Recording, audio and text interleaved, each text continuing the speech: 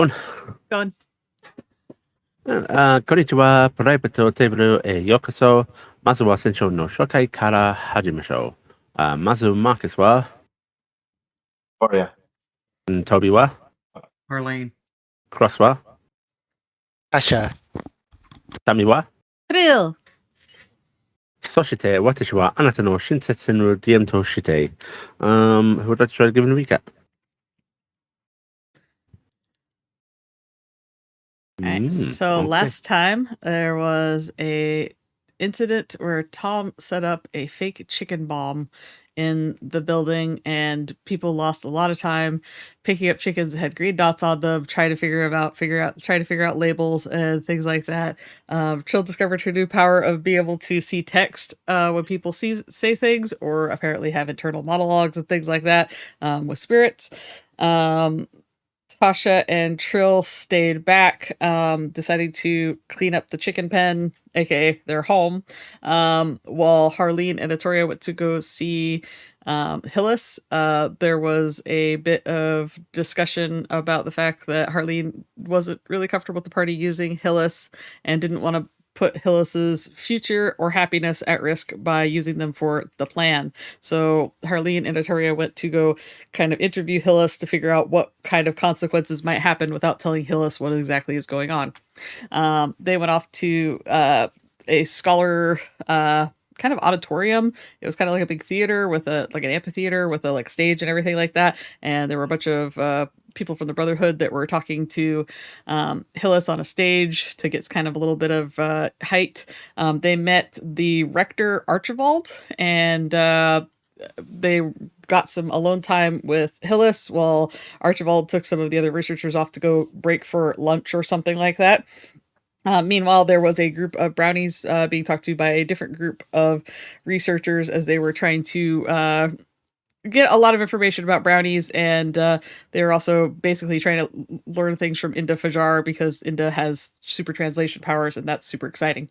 Harleen and Atoria had a long talk with Hillis. I get there. I keep wanting to call her something else for some reason. But they had a good conversation with Hillis. They learned a lot of information.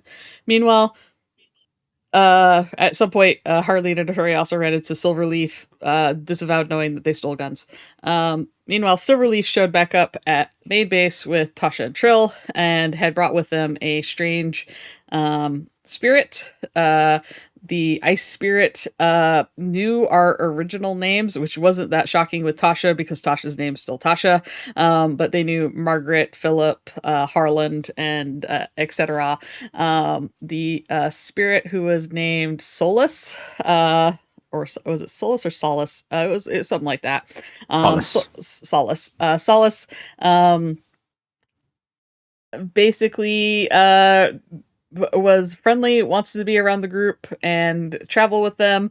Doesn't seem to think that anything's going to go wrong with them with the giants, even though some people do think it's going to go wrong.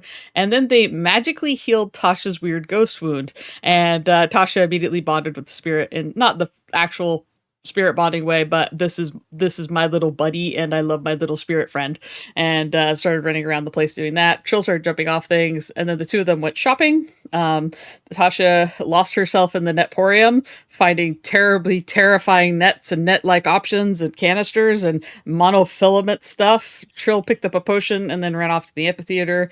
They did warn Silverleaf about tomfoolery and Riger situation. When she got to the amphitheater, she hooked up with the brownies, started helping with that a little bit, and then Harleen, Atoria, Tasha, the four of them got back together, and they went to a kind of like a quartermastery thing because they found out that Trill's broken phone had accrued them a bunch of money, and so they were going to go get the money, and they got the repaired phone. Trihl handed out a bunch of the money to everybody. She kept a bit bigger portion of it because she was doing stuff with it. One chest is going towards repairing the phone fully, and we were figuring out what exactly we were doing going forward. I think we are taking Hillis with us, or we didn't have an alternate plan. But Riker was there when we were getting the phone, and that's where we ended off, I believe. Yep. Okay. Very good. Go ahead and take a hope. Yay. And you might want to check your mic settings. I think you're picking up a little more than you were before. All right, I will try turning it down a little. Yeah. Maybe that's better. Might be better. Hopefully, we'll find out. I turned it down Yeah. 2 notches, so we'll see. Yep. Okie dokie. Right. Yes, you all gather up the coinage and are able to leave. And as I said, are free to do some shopping, which I hope you all did between sessions.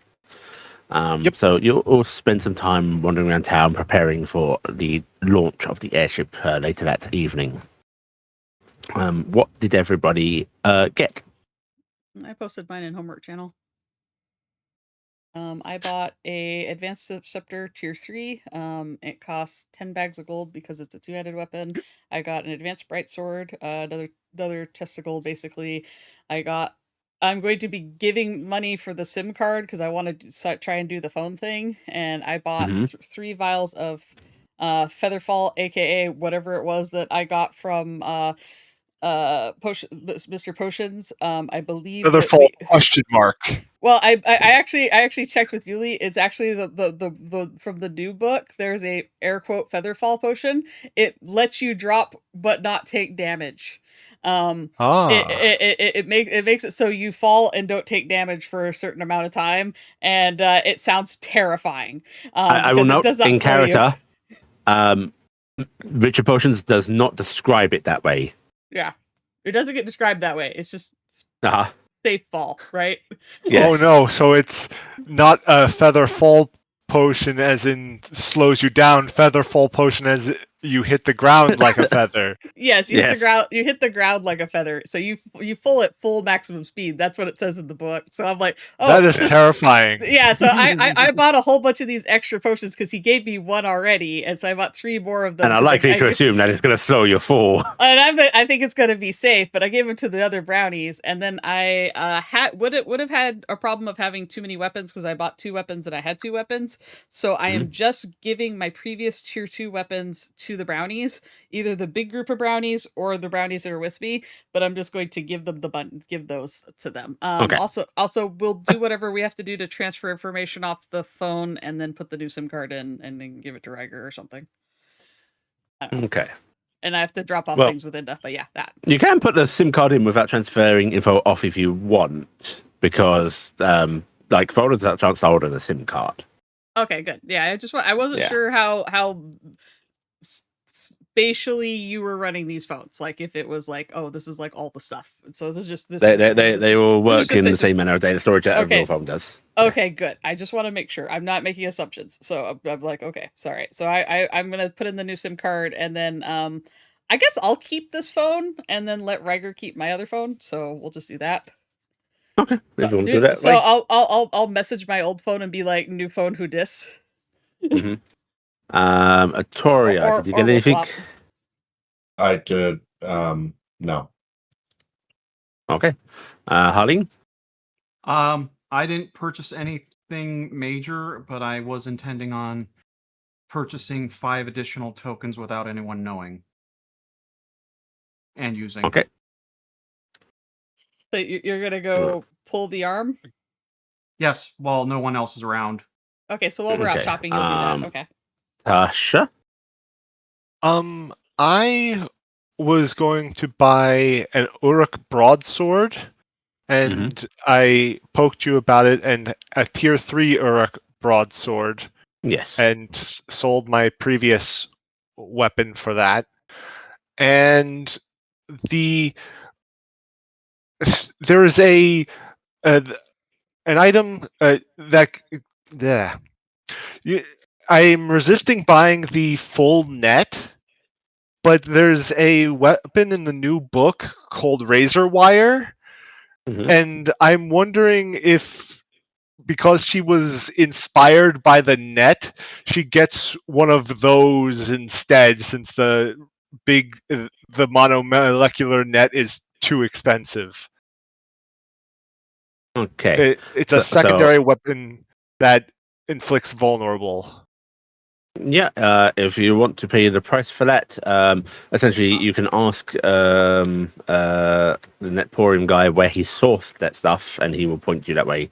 He will not sell you any individual razor wires because he only sells nets. Jerk. Mhm. But anyway, yeah, I think those are my major purchases. Okay. Right. In that case, everyone's doing that. Harleen goes back. Let's see what you get. You said 5 pools. Yes. Well, you're going for a total of 10, right? Because we had 5. Yes, total 10. So total 10. So Total Toby's 10. topping. Okay. Toby's topping up for the full 10. Okay. Because something happens at 10, right? Let me Rare drop. roll.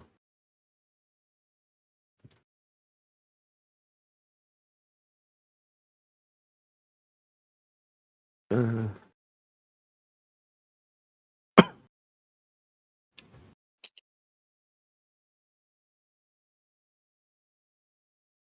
mhm. I think I figured out what happened to my audio. It was a Phasmo thing from last night. I turned up my headset really loud and I turned up my gain on my mic really loud because I thought everything was wrong with audio and Phasmo. Ow. I was right. It just wasn't on my end.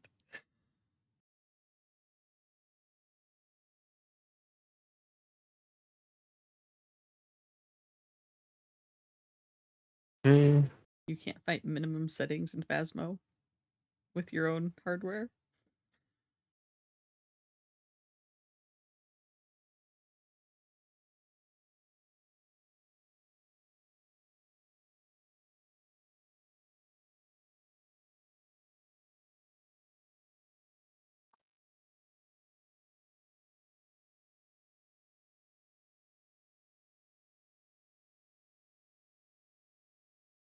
Uh,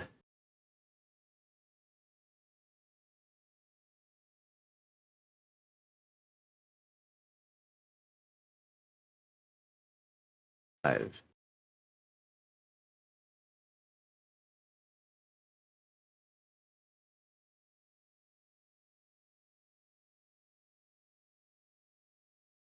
Six.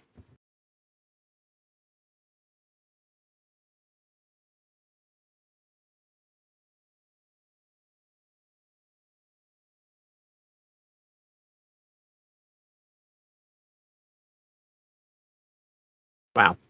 7. That's either a good wow or a bad wow. So fancy.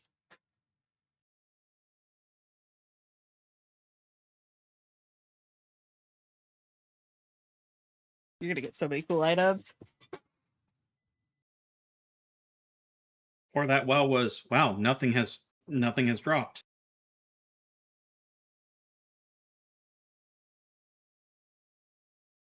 Mm.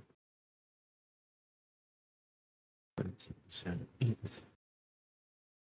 Another one of these.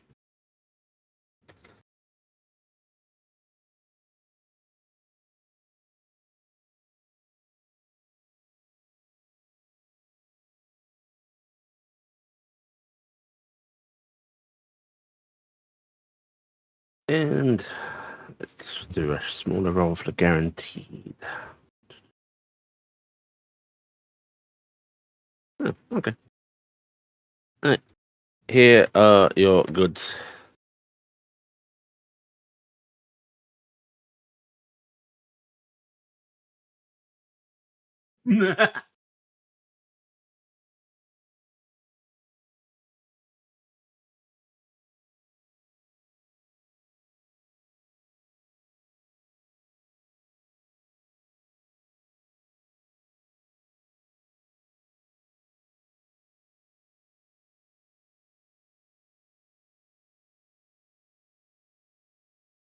All right. So you collect a bunch of orbs, and you get a bonus orb. This is a guaranteed high tier one. Seems to Nice. contain a mount. alpaca. The littlest alpaca. Now, does that alpaca scale to me? And you'll find out when you open it, I guess. I mean, the cat didn't that you got. I do like the fact that we have now 3 of the songbird minions. So many. Oh my god, the potion of bottom, the mythical creature.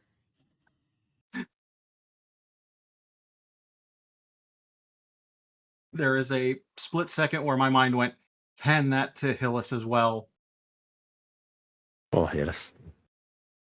Do this to Okay. Hillis. You all manage to gather up your ill-gotten gains, and can do some just random, shopping. Meeting back up at your place by midday. You can all see that Trihl did a wonderful job cleaning up here With Tasha. with Tasha. Very, very little in the way of bird poop. There's occasionally a And feather. Very occasionally a feather. You'll meet back up. If you have any discussions or plans you want to do, you can. Otherwise, we'll skip through the day. Can I just quickly look through the tables to buy stuff? I know I maybe I didn't hear that we could buy stuff. Yeah, sure. But my Okay. question will stand. Yeah. I'm not needing to do any conversation stuff. I'm just setting up phone stuff with Riger since I feel it's easier for me to add everybody on the new phone than to make him do it, and then just walk him through And- sending me stuff so I get my data. In that case, you're setting up your phone stuff, and there are you've got your new number you can hand out to everybody for one. Yeah. But on this phone, there are so many pictures, videos, and so on. Yeah, I'm gonna be sharing those to Riger and such. And I'm gonna change the well, actually I can't change what other people have that my old phone listed as. But I will They have to do that. yeah. Yeah. Yeah, I will take a picture of Riger to put for my splash image on my my current phone. Yeah, I will start going through pictures and videos and stuff quietly while we're getting ready because I don't have really anything else to do. Okay. You start going through videos and pictures, and if you everyone can hear from this, well, faintly, fairly barely hear from this tiny little phone, like familiar voices, your own as they were, coming from them. As there are just like lots of little snippets of hey, here's the group trying a strange fantasy food for the first time. Here's a little video of you guys gazing up at a wizard's tower, and just marveling at its weird geometry. Here's a picture of 2 people after opening up an explosive chest. Didn't check for traps, right? Yeah. Little candid pictures like that. And there's just loads of little snippets of your prior lives. Is there an adorable video of Margaret and Rachel getting obsessed about like some caterpillars and some butterflies, being like, guys, look at how cute these are. Yeah, going through them, there's a few bits of you and Rachel. You seem to get on pretty damn well, sharing a love for rather cutesy things. Earlier videos actually show Tasha in the background looking at disgust, and then you scroll through your gallery a bit, and there's some later ones. There's photos of Tasha dressed up with Rachel. Aww. Yeah. Tasha doesn't know how to feel about these yet. That's so much quality slander. And if you go to the end of your gallery, there is a video that seems to be your own face, with the thumbnail. Uh-huh.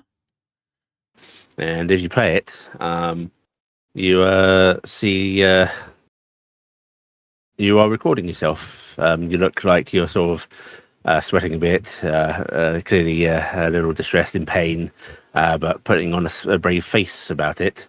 and he's just saying, "Okay, I don't think I'm getting out of this one, but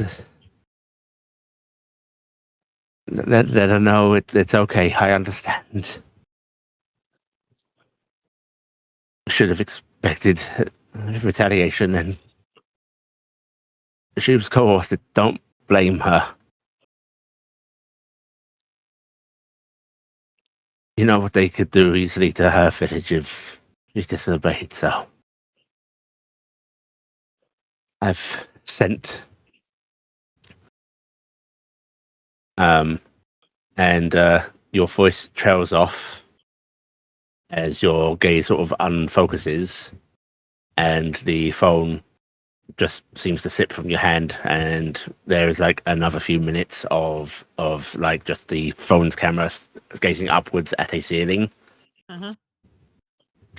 And there, after a few minutes, there is the sound of a door being opened up very forcefully, footfalls rushing into the room, and you can just hear Ryger's voice going, "Margaret, Margaret!" And suddenly the phone scatters as if it's been kicked in a Desperate attempt you know, to get to the accidentally, body. Yeah. and it turns shuts off. I quietly said that to everybody, and then I'm gonna leave a message with when I said it to Riger of sit down and be calm when you watch this.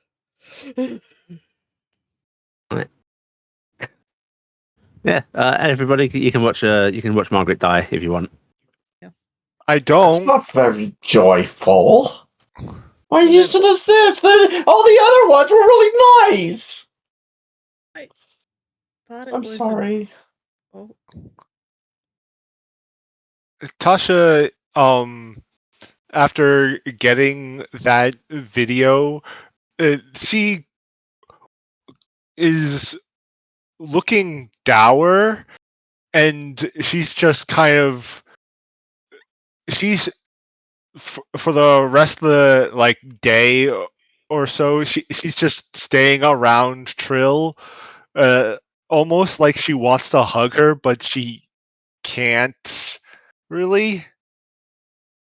So she's just kind of sitting around her. Trying to keep company. Yeah. After you watch that video, sweet dreams will actually pipe up in your mind and just going, "Me, you sent me. where did I send you? You sent me to get the others, but you were also scared what would happen if you passed with me in you. We didn't know back then. I'm glad you were okay. I wish I had stayed with you."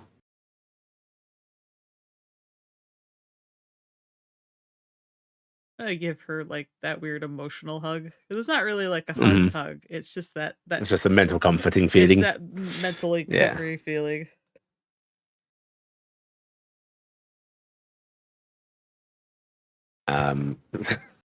Solace has just been bobbing around, people watching their phones. It's just going, "Margaret."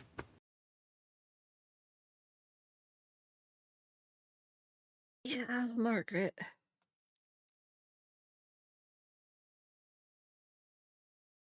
You get a text back from Riger. That just there's not a lot of emotion in it because text's hard to actually gauge. So it comes across blunt for a moment, where the text just reads, "Blame who? Don't blame who?" It says don't blame her. Your killer? I think so. I record kind of like a voice message I send back, and I go, I think I didn't want anybody holding it against whoever the brownie was that did it because it sounds like she was coerced, like they were threatening her people. Your phone rings. Yep. I'll take it. Hello. Riger on the other end just goes, trying not to feel anger at something that has already passed. No. It's Um, okay to be angry. It's just we have to let it go at the same time. But you can be angry. It sucks I was killed. It hurt everybody. I mean, I'm mad at whoever coerced that poor person to kill me, right? maybe. Mad at myself that I didn't stop that from happening and leave you like that. I'm mad. I'm mad too. It's okay to be mad. We just don't let it happen again, right? We protect people. No. I keep... I worry about you going off and something happening to you out in the wild, but this is a reminder that it can happen anywhere, and that's distressing.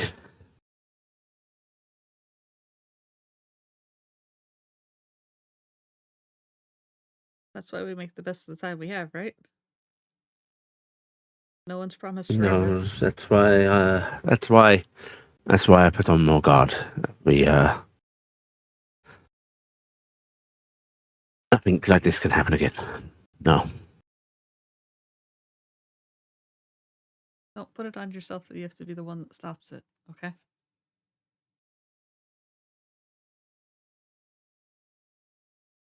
You can let me have my dreams about making us a lovely place to live that has no sneaking places for brownies to get in and get us, okay?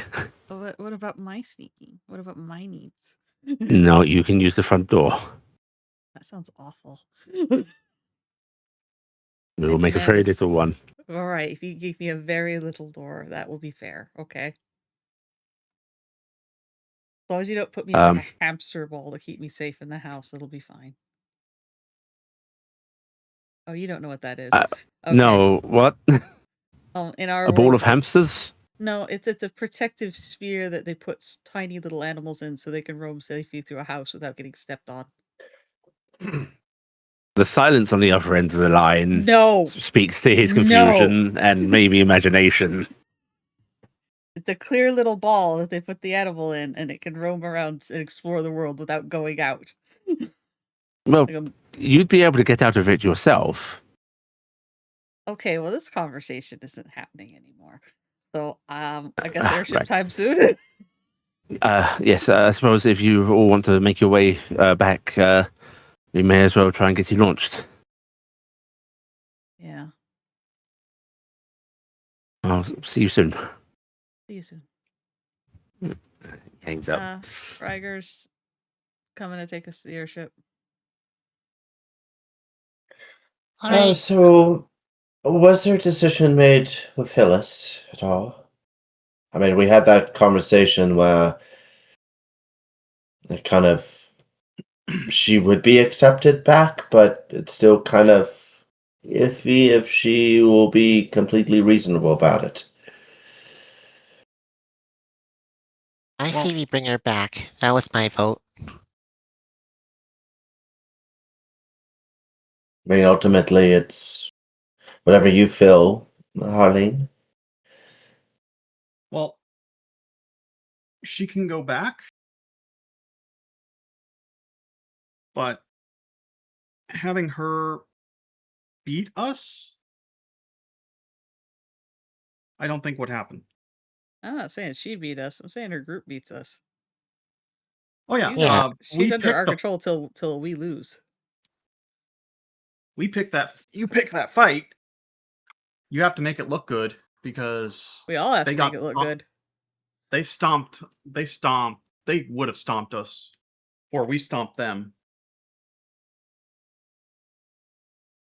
I mean, to be fair, we did kind of cheat a little bit with what we did to Hillis. I don't think we're going to get away with that second time. That was not cheating. That was a real fight. Not like we have another potion that does something like that. I need to re-roll one of Toby's items 1 second. Can't allow this again. While you're having a debate, there is a knock on the door, and Riger then immediately opens it up. So, right. Let's go. Oh, I'm kind of nervous. Never been on a flat-out airship before, but Yeah, it's a really nice scenic route we could take on the way there. You know, through the tannery district or something. Can we not? I I was just thinking it might take us longer to get there. nervous.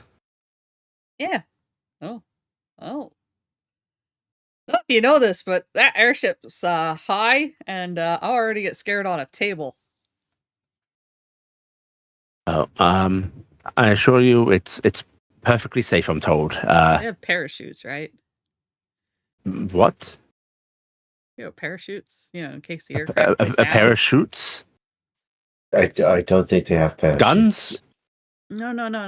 It's like a think of like if you had like everything for a tent, but you harnessed it onto somebody as straps, and it makes you fall like a feather from the sky when you jump off something. It like puffs out like a balloon. You've seen balloons, right?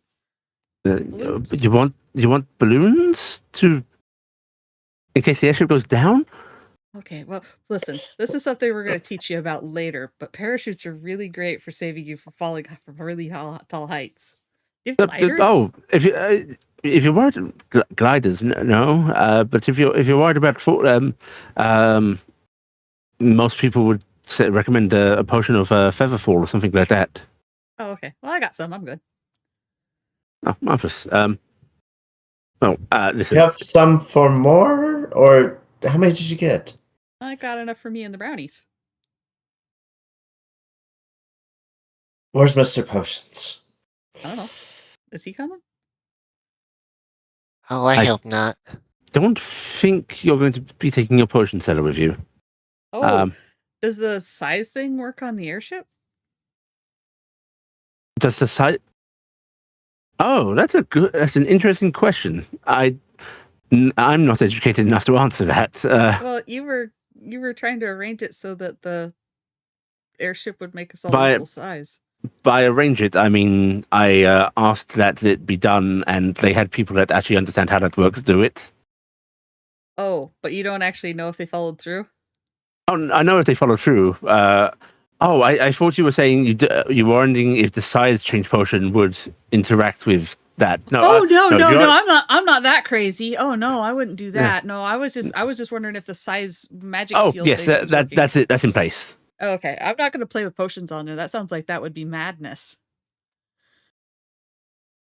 I'm sure some of our scholars would encourage you to do it, and I would advise don't listen to them. Right.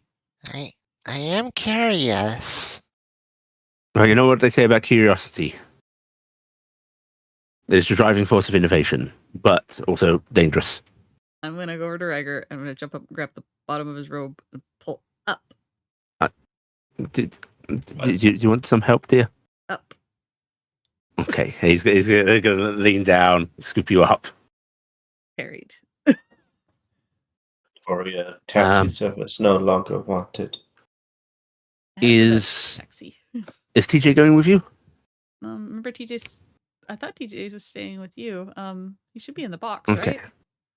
I'm gonna go motion over at the box. You want to? He will pick up the box, peek inside, and just go, "Oh, it's cocooned." Oh, TJ. Okay, well, you take the box. Suppose it makes my job a little easier. You mind my stuff while I'm gone? Of course, I mind his stuff while you're gone. Okay. I can't believe he's jealous, shutting himself up in his room like that. Aww. He wants to be all beautiful and grown when you return. I'm pretty sure that's it. He's going through his teenager avoidance phase. A lot. He went through like a half jar of apricot jam. I'm not sure how he's still alive, really. In our world, he'd have the diabetes by now. Diabetes? It's a sugar disease. When you eat too much sugar, you get your blood too sweet. Well, that doesn't sound real. It sounds like some sort of fantasy made up. No one can have Sugar that much disease. sugar, right? What a nonsense. He sort of laughs to himself.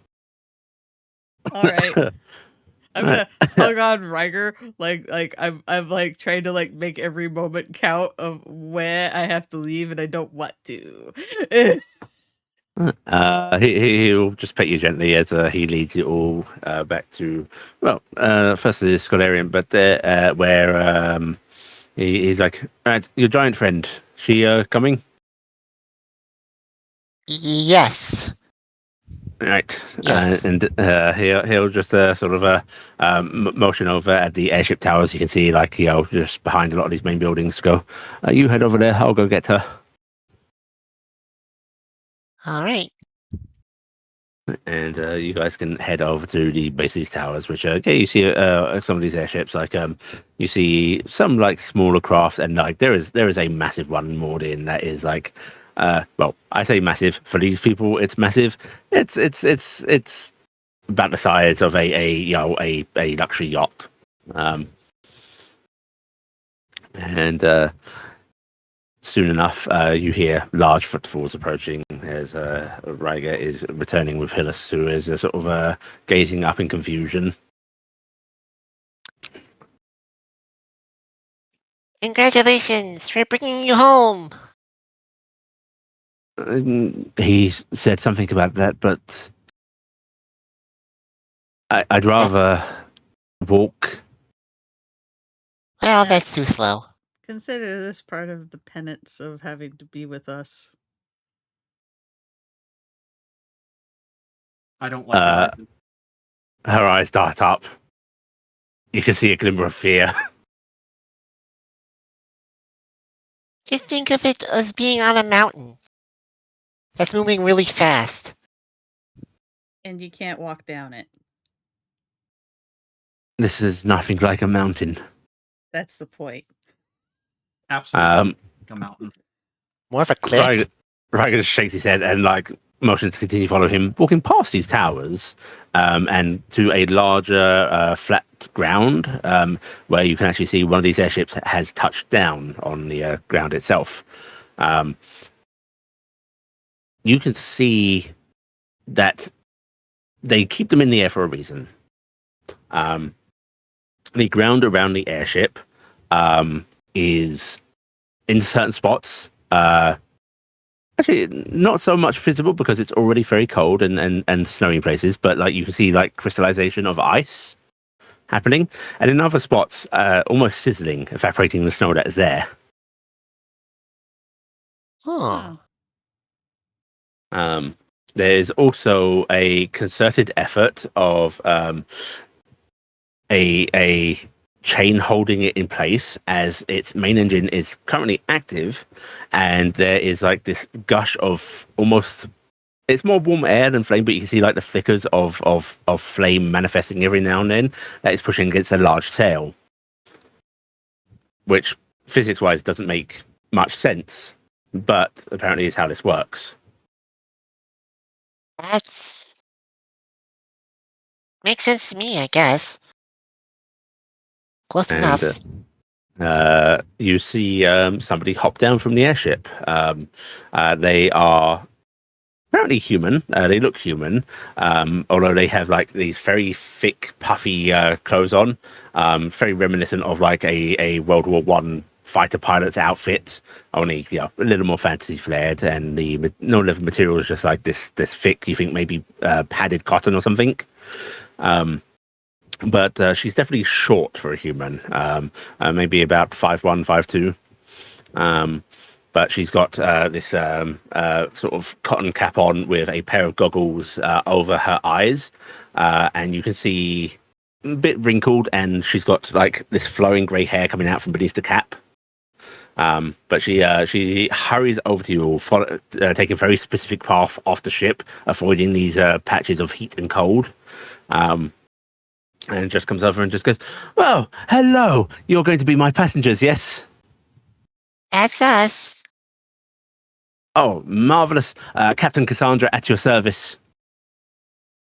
Hello. Yes, Tasha puts out a hand to shake.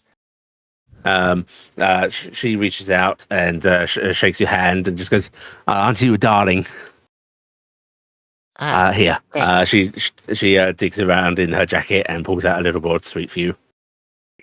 Why does everyone keep candy in their pockets? She says, Tell that taking the Sweet has candy. set this up quite well. Everyone should have candy in their pockets. You never know when you're going to need a little sweet treat.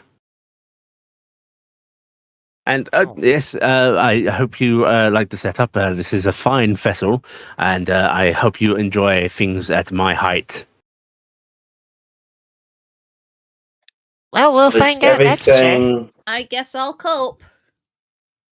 Oh, I You- hadn't even noticed you. Oh, you're the brownie Ow. girl. Yeah, and this is my crew. You're in charge, yes? No, I'm vaguely we being are held hostage. commandeering this vessel for a venture. You certainly are not. You are joining me on my vessel as I help you adventure. Oh, that was being funny. I will not stand for mutiny, not even from... Your employers. no, she's actually gesturing at Atoria as I'm not entirely sure what she is. Oh, That'll be exciting. Your later. worst nightmare. Ah. I'm not scared of bugs. I get plenty flying into you when you're sailing through the air. Oh no! Well, would you like to come aboard? I'd love to. Yes, please. Looking over at Ryger. You coming on for a sec? Oh, come on for a second. Yes. And she's going to lead you sort of not quite on to the after the ship, just a little to the side, and just be going carefully. You step there. Don't go too far there. You'll get a nasty scorch. Right, if you come up on here, right, you giant folk, please be very ginger with your steps. Don't rock the vessel. The moment you make contact, you should start to feel for the militarization. Hillis is stopping in her step. The what? Well, how else are you gonna fit on it? I starting about. You did warn her, right? I forgot to mention the shrinking. Did anybody warn her about it? I haven't talked to her. I know you and me didn't. I didn't even think they would get No. it working. Oh my gosh! No, Trill's it face did not. bombing. It did not come up in our conversations of like journeying, or yeah. Oh no. So Ah. Hillis, it's not permanent. You're just gonna be equal with everybody else for a little while. There's a middle ground that's gonna You are not happen. my equals. In size and stature alone. I think that she's not used to that either. I refuse either of these concepts.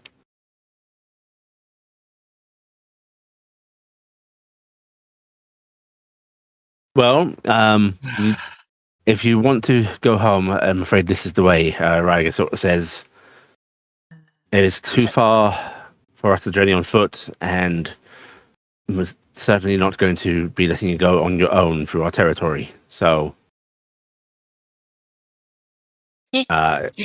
Tasha leans towards, well, I guess, towards Trihl. Where's Trihl right now? Trihl is on Ryger's shoulder. Oh, Ryger. She leans towards them. You don't think egging her on saying she's scared would work, do you? No, that would probably piss her off. Usually Uh-huh. telling somebody they're scared is an insult, Tasha. I don't know if you understand that. I know, but like the reverse psychology of it.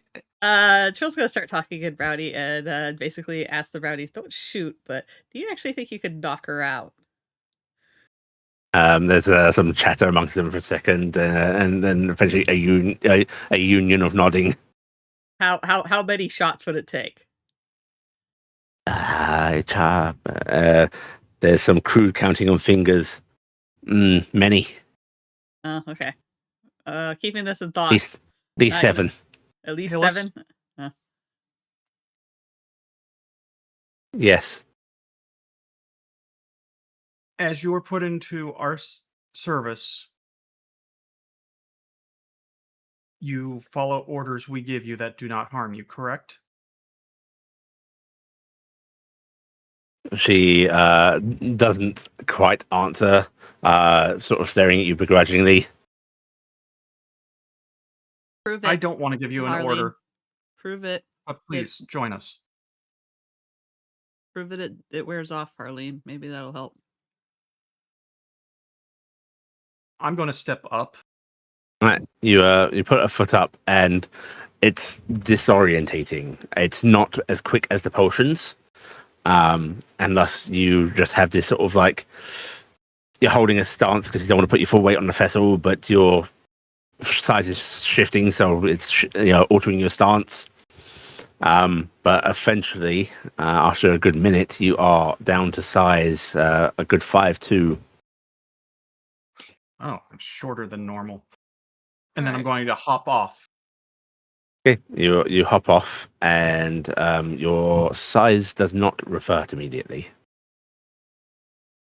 It is a temporary change. How temporary? Well, That's what we're it checking. takes about that's what we're checking right now. It should last about 5 minutes. Ryger mumbles. Hillis would have helped to sit and watch to make sure it actually does it right. I'm not sure I like this at all. How can you stand to be demeaned like this?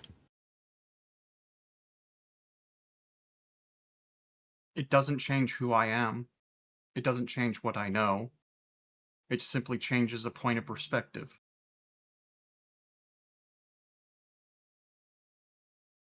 Tasha gets on the boat. Tasha, you grow. Whoa. Atoria gets on the boat. Atoria, you shrink. Eh, Weird. you're bigger. Ryger is going to get up on the boat. He starts to shrink a bit. Trihl, you're on his shoulder, and you're starting to grow, as are the other brownies. And Ryger goes, uh-oh.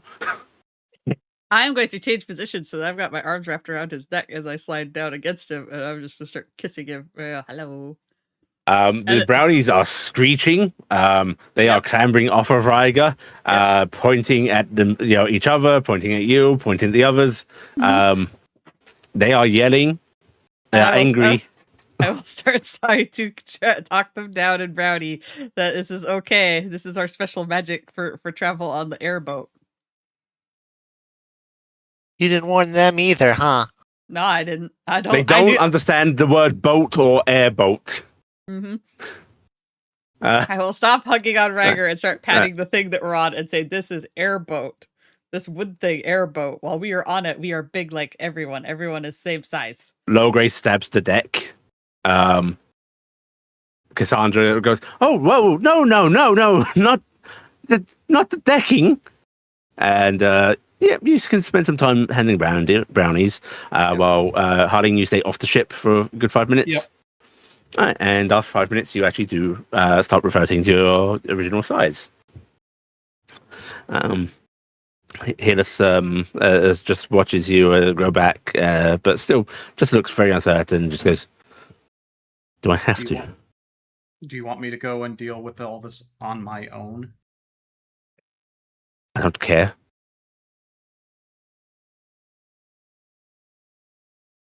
Do you want to really be stuck with us for an entire year? No, I don't. Well, then you either stick with us for a year or you spend like a few days on a boat. Do we know it's a few days? That's not like a guess. It's however long it takes to get up there. It's not Hillis, going to be a year. It's gonna be less than a year, almost which is gonna be fine. before she actually steps forward, and she is going to reach out and just touch the bolt with her hand. And she starts to shrink down in size. She looks alarmed every step of the way.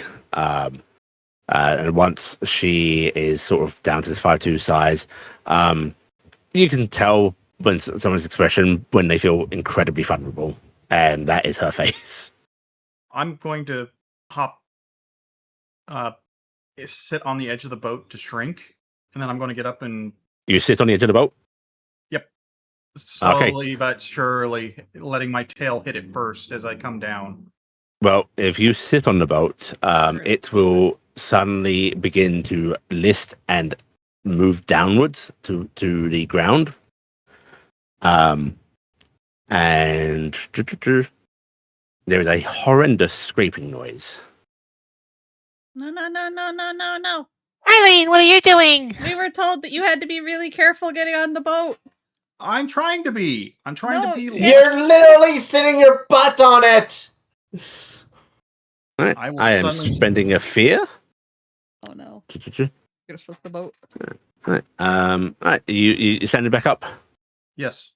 Right. There is a weird, distorted noise as these, magical effect generators seem to be trying to struggle against Harleen's weight. And as she stands up, the boat suddenly whoops back up. Team Rocket's blasting up again. Wah! Tasha's still on that boat. Wah! Okay. Bleh. Cassandra is hopping off the boat, her hands on top of her head, and being, "Oh no, no, no! Oh baby, no!" And she's just sort of rubbing the whole of the ship. Is it okay? Is the ship still fine? No, this is awful. Oh. The paintwork's all scratched up. Oh. Don't worry, Captain. We'll buff out those scratches. You will do no such thing. No, don't you worry. When we get back, you'll be given an entirely fresh coat. We'll treat you right. One quick question. Is Tasha still proportioned as a child? Yeah. Just So, really you're a tall? You're a 5 foot tall child. Yeah. Okay. All of your proportions are still proportionally the same. Is Okay. her 5 feet to the top of her head, or is the 5'2" to the top of her horns? Top of the head, I think. Okay, so she's technically the Bigger. second. Yeah. Actually, she's gonna be the tallest person there because I think her horns are bigger than Harleen's ears Yeah, technically. Yeah. This Yeah. basically brings you all to eye level with each other, constantly. which Ryger's is entirely ignoring what's happening and just arms around you, giving you attention, even as you're trying to deal with the brownies. Yeah. I'm yapping at the next thing is, I'm pretty sure Riker took the same amount of time I did that we both learned the brownie language at some point, so he kind of knows what I'm talking about. While I'm doing that, I'm just but yeah, I'm basically trying to make time of I get to be same size with my spouse right now, and I'm trying to enjoy that as much as I can while calming down the brownies so they don't damage the ship. I wonder if you two could Maybe I should just install leave them this. behind. I could install this in a room in your house when you eventually get one. Oh, Riker, wouldn't that be neat? If we get rich, we shall do so. Should the 3 of them stay here? Maybe. How much did this Is it the actually brownies? cost? Yeah. No, they're going to guard you. And the how much did it cost? No, they're the magic of it. I know that I couldn't afford it, but I don't know the exact numbers. I mean, the magical apparatus. Are you talking about just the shrinky largy Just device? Yeah. Oh, it's probably about the size of a small house. And the cost of a small house.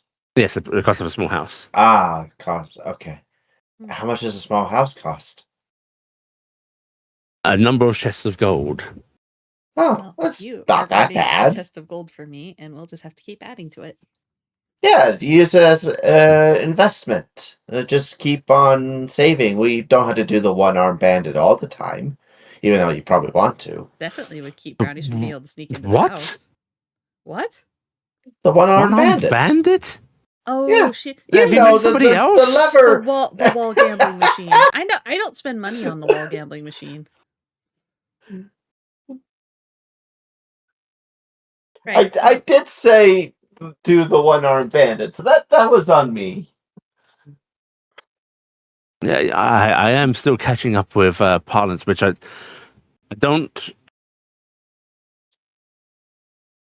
I don't understand that one.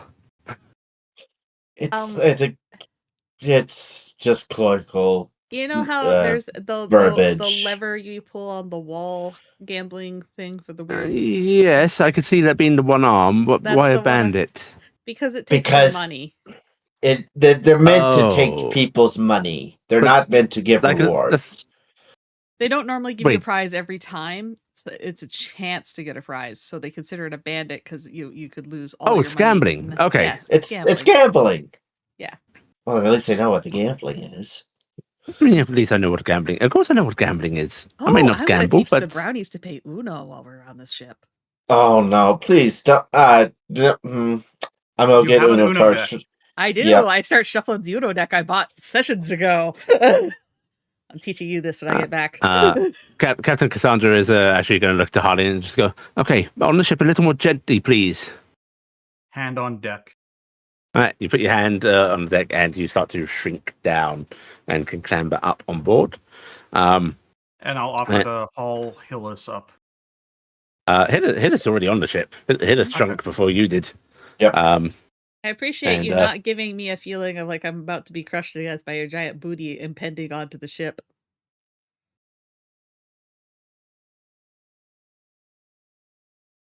My butt's not that big. It was impressive. It was. It pretty much obscured the sun. It was like doo doo doo doo. All right. What a butt. If I were a younger lad, Captain Cassandra says before she actually sort of gestures towards the outer ship. Do you see the hatchway there? Leads below deck. There are some hammocks hung up if you want to stow any baggage. Okay. Neo. She goes Probably- down the stairs. It's probably a good thing I didn't bring Tasha. TJ. 5'2" TJ would have been terrifying. Oh, Ryan says, I didn't think about that. Well, I guess it wouldn't have been terrifying for me, but it would have been weird for everybody else. I wonder if the hammocks are like the full canvas hammocks, or is Tasha going to be fighting the net monster again? If you go beneath deck, there are net hammocks. You're going to have a fun sleeping time. And not the good one. I don't know how God Riker. Sure, I have to go. No, you don't have to go. You can stay here with me. Oh. Look over at Harleen.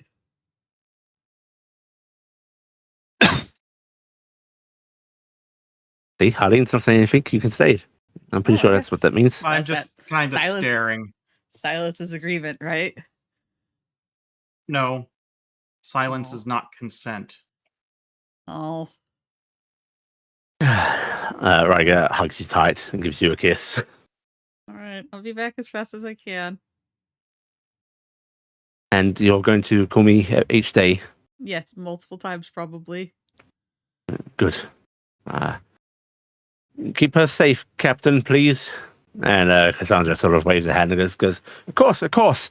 Listen, all of my crew have survived every crash I've ever had. Riker peers at her. Titan suddenly on Riker. It's a joke.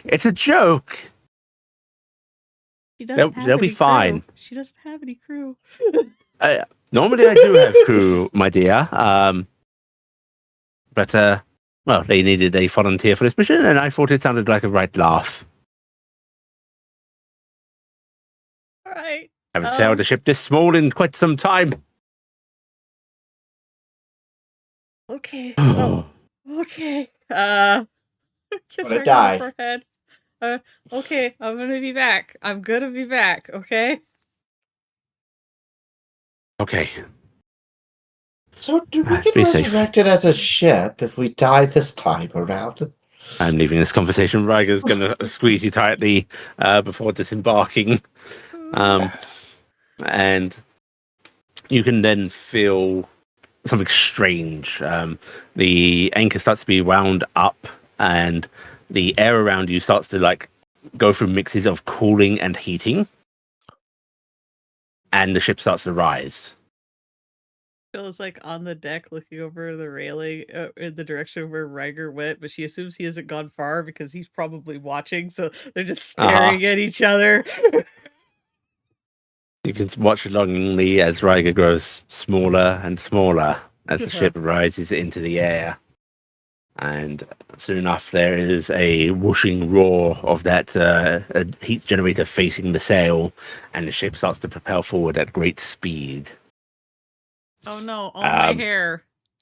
Yeah, your hair is... You now see why Cassandra is wearing a cap. As anyone with any length of hair, it is now whipping about. Which Oh is my- dangerous my- because now those rings in You have Tasha's hair. rings. Yeah. You get thumped by your own rings as you turn around, Tasha. Ow!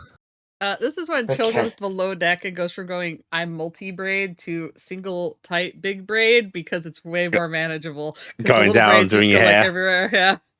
And Yeah. I The get all little braids all acting the like brownies just like down little below deck. whips. Yeah, the brownie. There is a panic from the brownies once more as the ship starts to rise. Logray leaning over the edge, reaching towards the ground. And when you go below the deck, they quickly hurry after you. Logray crawling across the deck. Sea Hillis legs. does not go below, but she has moved directly to center of ship. And like is trying to make sure she's not clinging to the mast here. She's that would be cowardly, but she does have a grip on it. Hey, Hillis, would you want to come below deck with us and help figure out bedding for later so we know where you want to sleep? I Harleen, you see her try to step forward, and her legs wobble with the movement. I'm very I'm scared, and going- I'd feel safer if you and Harleen came down below. I'm going to offer her my hand. It takes a little while to get your air legs. I need to make a roll for Hillis. Hey, you had a go. She looks at your hand, and then you see her like still herself. She does not take your hand. Too proud, and she is going to somewhat steadily start making her way across deck. It's a little slow. I'm going to keep up with her, but I am not going to offer to help her. But I'm going to be nearby in case she starts tumbling.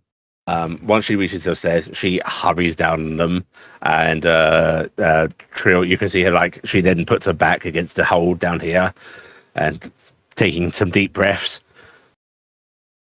Oh, okay. So we just wanted to know where you'd want to set up. Do you like a corner? Do you want to be in the middle?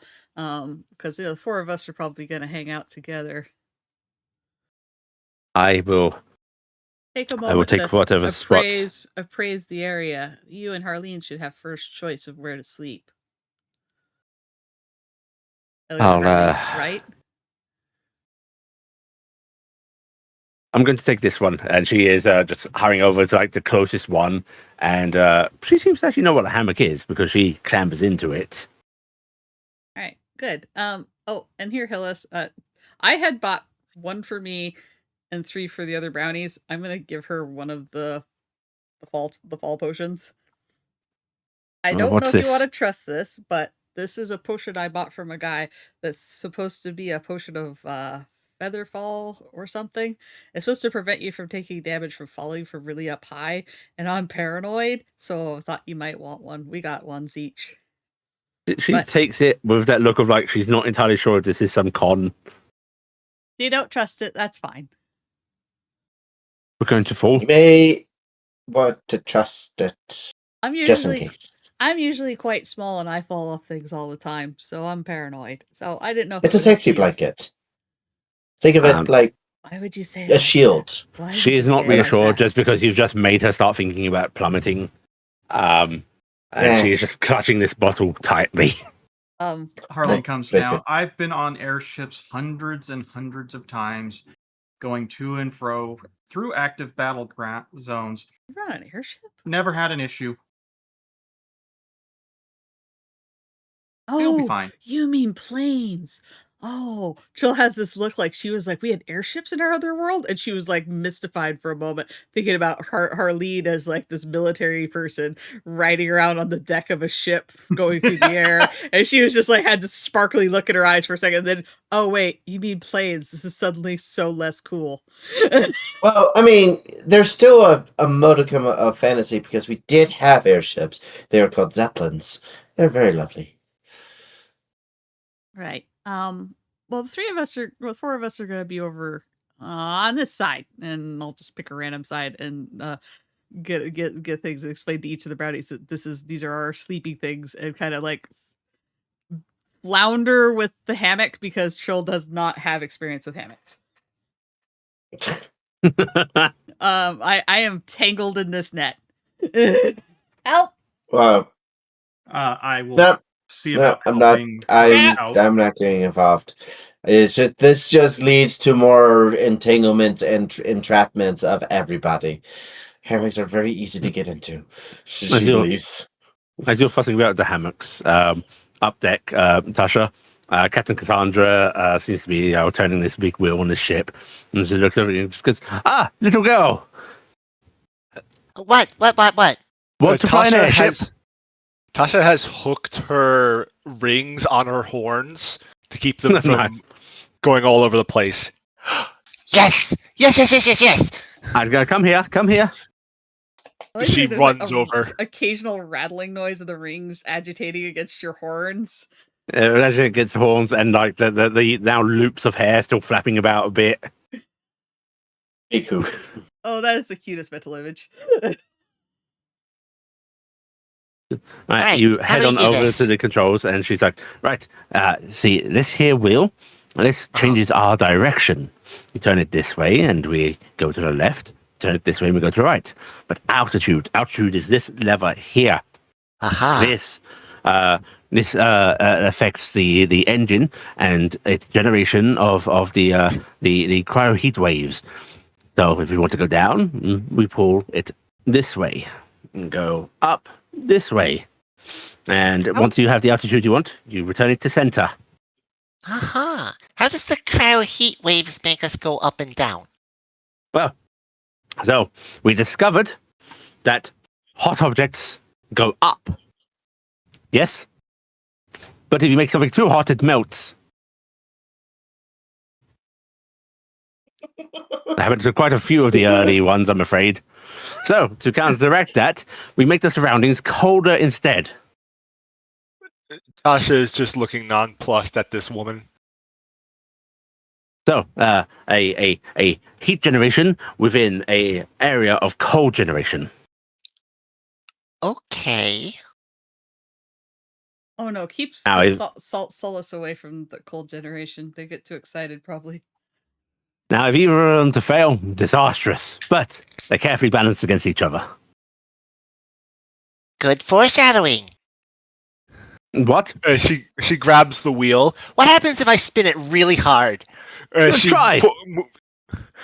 She moves her arms to swing the wheel, but doesn't. No. Come on. She actually puts her hand over yours and forces you to spin. Who? All right, everybody below, you can feel the ship lurch. And Tasha So- cackling.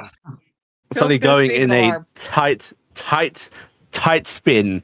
Tasha, not only does the ship spin, it does begin to list. And just as you think you're about to barrel, she grabs the wheel and turns it the other way, quickly correcting it. And she just grins down at you. Well, So, actually, at you. You're The air her was size. briefly filled with Trihl screaming and Tasha cackling like a mad woman. Right. I think I like airships. Okay, you see this compass? Uh-huh. You want to keep us on this course? Okay. I'm going to go get you a cap and show the others where they are. Yes. That's a go. All right, and she is going to leave Tasha at the wheel. And you see her hit a couple of dials and buttons before she does, but then she leaves you at the wheel. And those below deck, you're just done screaming, and Captain Cassandra just comes down and goes, "The child's gone overboard." What? Harleen's kind of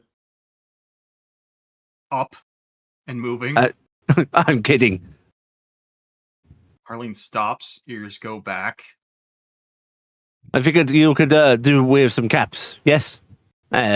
We have also some scarves, gloves. It can get a little nippy up here. I think I need to do that. Right. Boxes there. Not those ones. Those have the rations. Those ones there should have outfits, jackets, caps, gloves, scarves.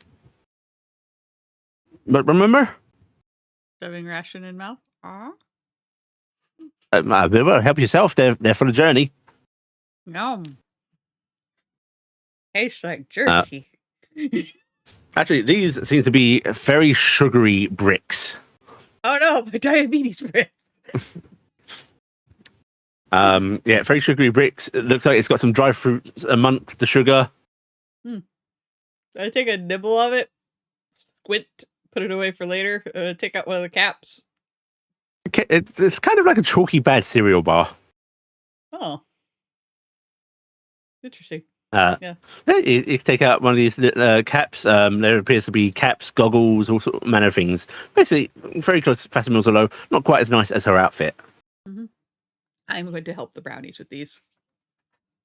Is there anything that we need to be aware of or do to help you out in any way? Oh, no. A festival this size has very little going on. The engines are automated, and, I mean, if we come under attack, I expect you to repel borders, but the chances of that happening up here, very Who's slim. driving?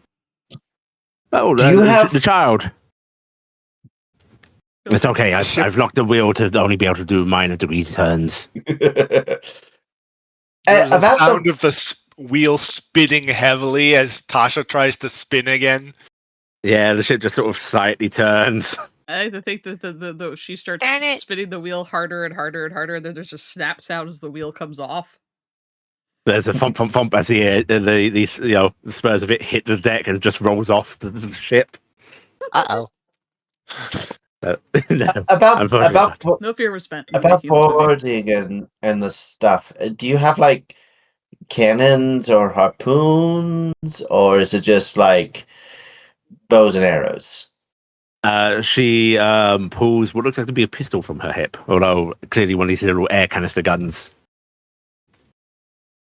I assume you all have your own armaments. I can see weapons. So just small arms that we all have, nothing like a big cannon at the front prow that can shoot an eagle out of the sky. Oh no, this ship is made for speed and stealth. How many people look up in this world? I think we just hit a bird. I mean, have you ever come under attack from harpies? We came under attack by what are they called? Flicker flies. Flicker flies. We fought flicker flies. Well, isn't that a cute coincidence? What? Coincidence? This is the flicker fly. Oh. Oh. Well, that's a lovely name. Yeah. Wait. Oh, she's a good little vessel. Atoria leans over to from a Trihl. large height from a flicker fly before, right? Yeah, totally not get dropped for any reason on your head. She's one of my little group's scout vessels, so I'm proud to be flying her. Like I said, haven't been on a ship of this scale, captaining it in a long time. Do you run into flicker flies this high up? Not really, no. Because flicker flies don't really like to leave their treetops, is the thing. Yes, their kill zone. Yes, very little reason to, nor would they deign to attack a larger predator. So, what is considered dangerous up here? You said harpies. Oh, harpies, dragons, all manner of flying beasts, manticores, griffins. Griffins and manticores, they might try if they see it passing overhead, but you're not going to like bump into them this high. Not gonna run into a dragon or something at this altitude. No. Oh well, yes. Entirely possible. What? On the note of dragons, since you possibly know much about them, how do they behave? What do you mean? Are they like strictly territorial? Are they vicious? Do they attack outright? Do you have a conversation with them? Can they talk? I've certainly never heard one talk. Fisher so beasts. big If they- vicious beasts. If they fed recently, they're unlikely to bother you. And, well, you did mention territory. If you're flying above their nests or dens or such, then maybe. But, or if they're in a surly mood, or, suffering from some malady or a toothache or... It's individual. You can't claim they're all friendly all the time, right? I'm sure that my brother would tell you otherwise, but as far as I'm aware, yes. Who's your brother? She extends a hand out once again and goes, "Oh, that Cassandra Portley."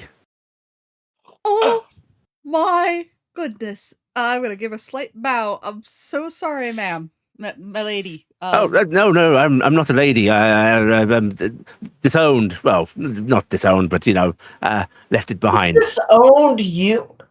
Left My behind? brother can't disown me. I just didn't want to do all that nonsense. I wanted to fly ships. Oh, you walked away. Yes. I see. He Walked from away. the- / parents never wanted to talk to me again. But you and your brother are still in good, right? So yeah. Oh, I see him at least once a year. We've actually done a lot of work for him. I've heard. That's one of the reasons I was excited to fly this mission. Yes, we Right. actually got him a flicker fly. Yeah. 2, actually. 2 well. and eggs. And babies, yeah. Okay. I'm sure that was a trivial matter for you. Sure. Very trivial. It was so easy to do. Yeah. We shot a net at them, brought them down easy, dragged them out of the swamps with a nice, fully functional wagon. You know that feeling when an elevator starts going up? Oh yeah, Yeah. he's trying to go up. She's It's trying so to go up. slow. Ugh. I am going to take out my deck of Uno cards, and I'm going to start teaching any of the people from this time for this era, place, whatever, the brownies or Hillis, if they want to, or anybody else is going to get to play Uno with Trihl.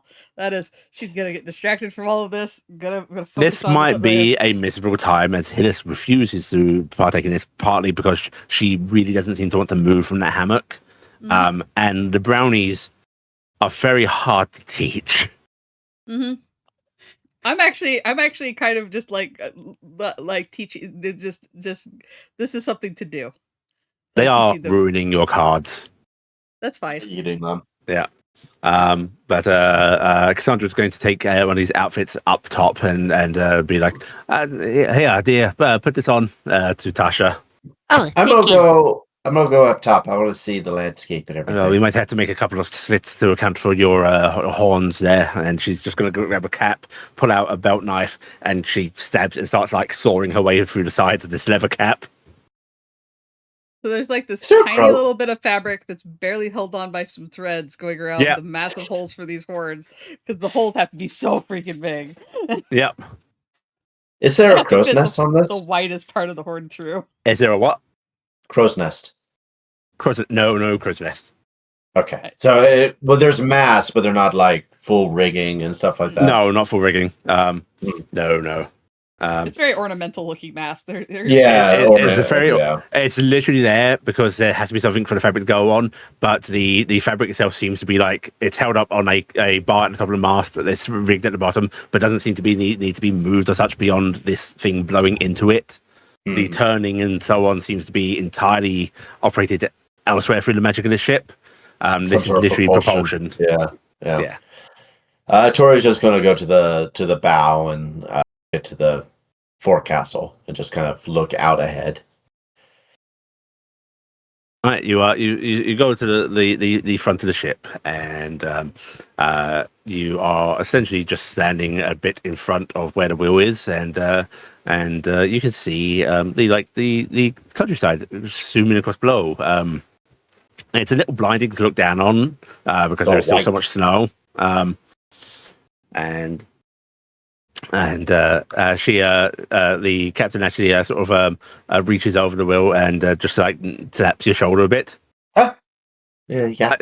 I suggest I don't know what your eyes are like, but goggles they help. Okay. She kind of fastens the goggles over the big mask that she has. And Does it do they do anything? seem they're tinted somewhat. Things are less bright. It's less bright, I guess. Well, it can be awfully bright when you're flying at certain heights. Apparently bad for your eyes. That's what they say. We didn't wear these back in my day. How many fingers am I holding up? There's counters fingers. You don't have some yes. strange word for them. They count as fingers. Like arachnopods or something like that. If you didn't see the goggles or what's behind my mask, I'm glaring at you. I'm terrified. You did it! You unoed! Yes, you're not scared of bugs. You told me. The Uno And cards are that's- scattered. Listen, Time to to this learn how point, to play Trill's like 52 pickup. Trill's basically playing with 2-year-olds and just being excited that they're doing anything close to the game. And this is what the next few days are like. You have this majestic wonder of being on this fantasy airship and realize it's very boring and very little to do. It's not like we can yes? fish. I am going to try and get Hillis to start teaching me the truth. She The language. outright refuses. Oh, she won't teach me the language? Okay. Not the most she will tell you about it is not until we are home. You can't handle the Do truth. you want to use I have Babel on my phone. Do you want to like load up Greek and see if that helps you start? Yeah, that would help. Okay, you can try starting to learn an approximation of the language by basically looking at Greek. I will say this is not super easy because just using a auto translator is not the best learning method. Mhm. But you can if you want to. So what I was going to say is, do people want to take a mechanical long rest and do any downtime activities or anything of the sort while you travel? I think we should. I do because I need to clear some Also, the stats. DM's already at 11 fear. What do we have Yeah, to fear so- at this Oh, point? by the way, Yeah. I'm going down to 10 fear. That's No, still okay. that's still close That's enough to your still- cap. Yeah. I'm just saying we why don't we take the rest though, because we could. The thing is like usually like the travel apps that do the translation have things for words and phrases that will like let you kind of like learn it a little bit for the quick phrases. So at least if we could learn some things, that would be good. If we're taking a long rest before that happens, I'm going to say to Trihl, thank you for letting me use this. It's amazing what sort of stuff you actually have. And I'm using a soldier's bond to give both of us 3 hope. I want to give hope to someone else. If you could talk to anybody else, it would be better. I'm Wow, so far- rude. I appreciate Don't talk to me. I appreciate this very much, but I'm at full hope. So I think you should give it that. It would be really good to give it to Atoria or Tasha. I don't know if either of them's down on hope. I'll do it with Tasha because Tasha's flying the ship. You tell her. No, Tasha is not flying the ship anymore. She got to play on the helm, and now the captain is actually getting you guys where you need to go. You could be impressed with her ability to cope with walking on the ship and doing stuff. She's coped really well. But yeah, you should soldier's bond with Tasha because I was like, I really appreciate what you said, and I think that's really sweet that you were doing that with Trihl. But I'm really capped. I was capped at the beginning. You're gonna praise Tasha with some good piloting. Yeah. Yes. Yeah. Good Tasha. Give Tasha hopes. Okay. Okay. I am going to as the before the downtime activate Logray's ability to check with the spirits on something, and I will see if there's any storms on the immediate horizon. Okay. Logray actually seems to struggle for a moment, glancing about, clearly calling out for spirits, and Solace just sort of bobs nearby him. And Solace seems to be the only spirit that answers. And when Logray asks, Solace disappears for a little bit. just seems to bob off into the air and like ceases being visible. Hmm. And about an I just hour got later, I just got the image of Solace floating off the side of the ship and then whoosh, just Honestly, the fact that Solus as a mist is able to stay on the ship at all is kind of magical because it's just this little puff of smoke Mhm. that is somehow keeping up. yeah, Solace is not a mist. Solace is a spirit. They can do this. Yep. But after an hour, Solace reappears and seems to speak to Logray, and Logray will portend that there is a storm brewing at the mountain's edge. Okay. And yeah, other than that, then I'm just going to do regular downtime stuff. So, I will give Tasha a bottle of the potions, and I'll send her the stuff for that because this is what I gave one already to Harleen, and I give one to Tasha because you both have weapons that deal only physical damage. So this is good for you. what potion are you giving? Improved Poison, I think. Brindletooth venom. Okay. Yeah. You can basically apply it on your weapon. You get D8 physical damage to your next attack roll thingy. Okay. And what did it go do again? I It added posted it in advantage? chat. Gr- I posted it in chat. Chat. And you can search for it in equipment. Yeah, it's basically a potion you could add into your thing. Thank you. But yeah, Okay. I got one. Give one for that. Atoria, Yeah. I need you to buy me a couple things. What do you need? I need a 6-pack of beer, one of the big packets of ramen, and 2 king-size Kit Kats. Kit Kats. Kit Kats. Okay. Sound good. Okay. That's it. Because the beer is somewhat expensive, this will cost a total of 5 handfuls of coin. Can I get a new copy of Uno? Yeah. Okay, how much is that? Like a handful of coins? Or That a was handful? a handful. Yeah, I'll pay a handful of coins. I'm gonna get a fresh copy of Uno Yeah. because after any amount of days, my cards are gonna be ruined. So we're gonna get a fresh pack. Ramen and Kit Kats are 1. I Or think it was, So the beer was 5 for the whole 3, thing. and the rest of it totals 2. Yeah, okay. it's 5 So total. 3 and 2. Okay. So 6 overall. No. Well, yeah, yeah, which because was of mine. 6. Yeah, but I took Yeah. mine out, so I've already paid it. So Well, I have to keep track of how much is being spent in it. That's my yeah. thing. It was 6 handfuls of coins. So Yeah. yep. And my downtime activities, I would like to spend one long-term thing of trying to learn the Greek language with Harleen using apps on my phone. And then Okay.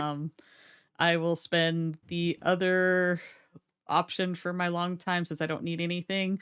I will spend a long-term thing of I am trying to teach the 3 brownies, any one of them or all 3, common. Oh boy. Okay. I'm gonna teach them common. Downtime activities can have a role. I'm not typically making you guys roll to learn the language because I think that's just a thing you should be able to do. But teaching it to the brownies, I'm actually going to ask you to roll on. Yep. Yeah. We're going to say this is a smarts. What is it called? Is it a knowledge or presence? Knowledge. Can I Comprehend. assist her? Sure. If you're willing to spend one of your downtime activities. Yes. Since I'm not going to make any headway with Hillis teaching me. But you could spend time just bonding with You could- Hillis. Yeah. Well, Or that's what the beer's so for. you're doing one from you're doing one downtime to learn from the app for Greek, right? Mm-hmm. And you want so you could either use the other to assist Trihl with teaching the brownies, or spending time with Hillis, whatever you want, advancing relationship. Yeah. I'll try to advance the relationship. That's actually a better option. Yeah, it's Okay. a way better option for you. It's okay. Let me flounder. These brownies are my problem. All right. I have nothing to give me any bonuses on this, so Alright. we'll just try. Ooh, with fear. Hey, Okay. Yeah. that's not bad though. 15, yeah. Yeah. With fear though, but you're already getting fear anyway. Yeah, I'm just gonna keep myself on fear for now because that's what it would end up being after this rest. Yeah. Okay. Yeah, they're picking up basic words and phrases. That's the not too important bad. words are like stop, kill, help. Yeah. And if Harleen wants to give me a presence roll for bonding with Hillis.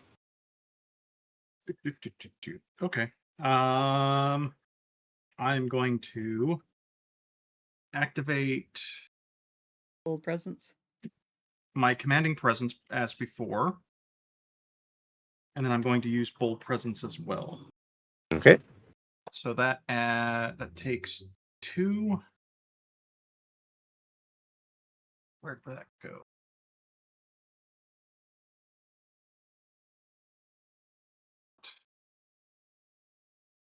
Presence goes to 10. I don't have anything that will further help that. The downside of me teaching the brownies is that we will have not a language to hide what we're doing with them anymore. Oh my You god. critted. Okay. Why do you crit on Hillis every time? This is you've critted 3 times with Hillis. So, funny enough, Hillis, despite telling you she's not going to, help you learn this language to get home, it feels like there's something kind of sacred about that tongue, Mm-hmm. She starts to get frustrated hearing you, repeating Greek that you're reading, and starts very subtly at first correcting you on words and pronunciations, because this app gives you one pronunciation, and apparently there's enough linguistic drift that it's not quite right for her. And it's almost like she doesn't even realize she's doing it. But a couple of days go by, and she is just full on sitting with you, teaching you through this. Me and Harleen started out sitting together doing this, talking, and she just started glowering at us. And then she started sitting with Harleen talking, and I was going, well, fine, I'm going to serve with brownies. Because that is a crit, that is a step in relations with Hillis, and also Trihl and Harleen, and anyone, the rest of you can hear all of this if you want to, can learn the basics of the giant tongue. Nice. We can ask where the bathroom is without insulting someone's mother. Yeah. Hachi. You wouldn't be able to hold in-depth conversations or ask really ultra-specific things and such, but this will get you the general directions. Hello, how are you? That kind of shit. Mm-hmm. All right. Very nice. Good crit. Tasha. Tasha is going to heal the HP she was missing, and she is going to spend the project on learning how to fly airships. Okay, yeah. Captain Cassandra will happily start teaching you how to do things. We're going to see how well you pick it up. You'll get, unless you fail with abject fear very low, you'll get something. But we'll see how well you do. Go ahead and give me a knowledge roll. You're learning.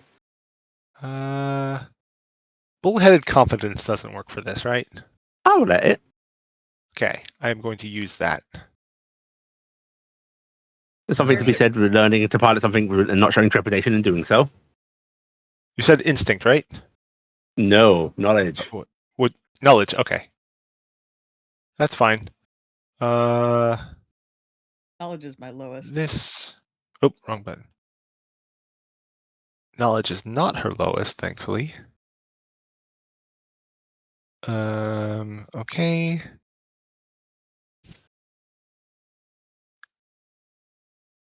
I think I have it so that way it's added the bullhead confidence. Okay, yes. I crit. Oh, look at that! Wow, so many crits tonight. What the hell? That's awesome. Back to back. All right. Tasha, you seem to be a natural at this. Within a couple of days, Cassandra is actually letting you not lock down, pilot the ship. She pops by every now and then to check on you, and if there is one point where she goes, "Darling, let me take control," because she's trying to avoid this weird air disturbance that happens.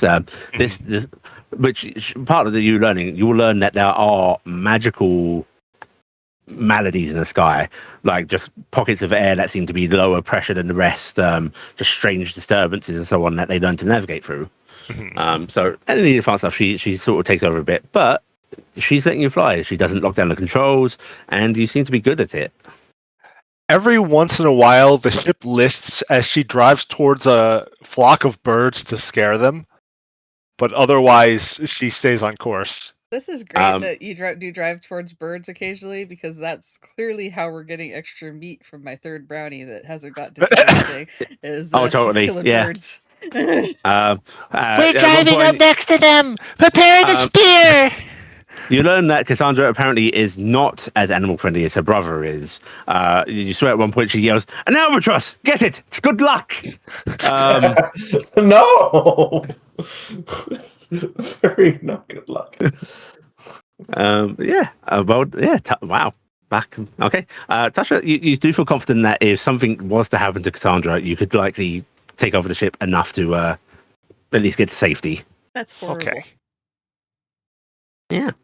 And in fact, you know what? Because you've learned this, I am going to give you a little bonus roll here. I want you to make a instinct perceive. Instinct perceive.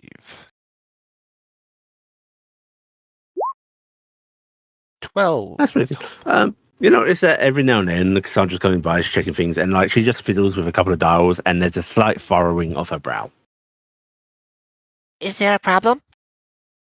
No, nothing major. Just getting some strange fluctuations now and then. But well, none of these engineered ships are perfect, you know. What kind of fluctuations? Nothing was damaged with the paint job, right? The paint job worries me far more than this, and she like pats the dials. Okay. Ola says there's a storm near the mountains. Well, unless we want to take a wide detour, we might have to brave ourselves through it, or we land and try and wait it out. It's your call. I'm confident we can make it, though. And like I've said, never had a crash I couldn't walk away from. Okay, Launchpad. I'm willing to brave the storm. This is easy. Yes. Oh. Been flying these things for 30 years, and since their inception. Ooh. 30 years ago. That's why you're such a good teacher. Oh yes, I wrote the manual on these. Not literally, but you know. What do you think, Close Atoria? enough. Should we push or should we wait?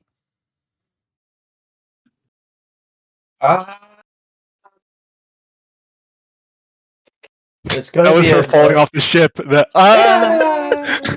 was this Well- moment Atoria realized she's a bug that can't fly. We just all turn around and we see her just falling off the rail and wah! Well, I'm just been thinking it's like if this is winter and it's going to be likely a snowstorm or an ice storm, and it's going to be a lot of cold, we may want to set down because of the We weird could push the engines. cryo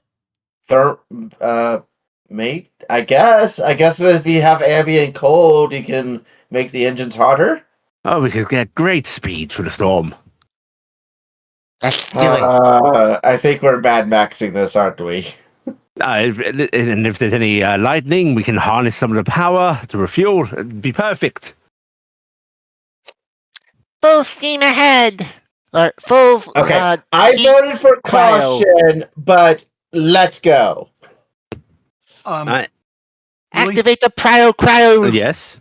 booster. I would like to try to do something. Pyro Silly. Well, before we do that, Marcus, what's your downtime?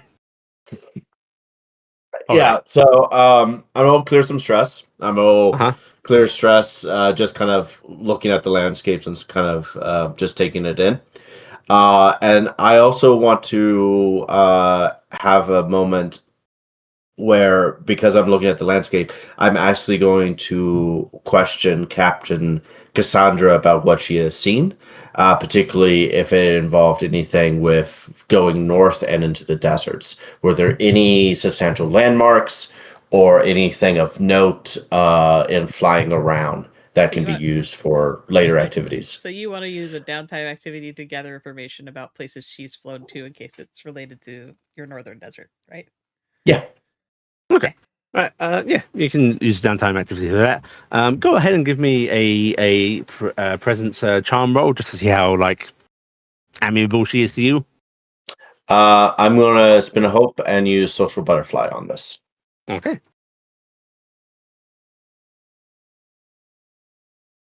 That is a fucking crit. Wow. What the fuck is How going many on? Everyone's critting on their downtime but me. Right. In that So case, that's yeah. We're gonna crash. This is exactly what's gonna happen. This is We're too gonna much This crash. is how the good. campaign ends. This is how it ends.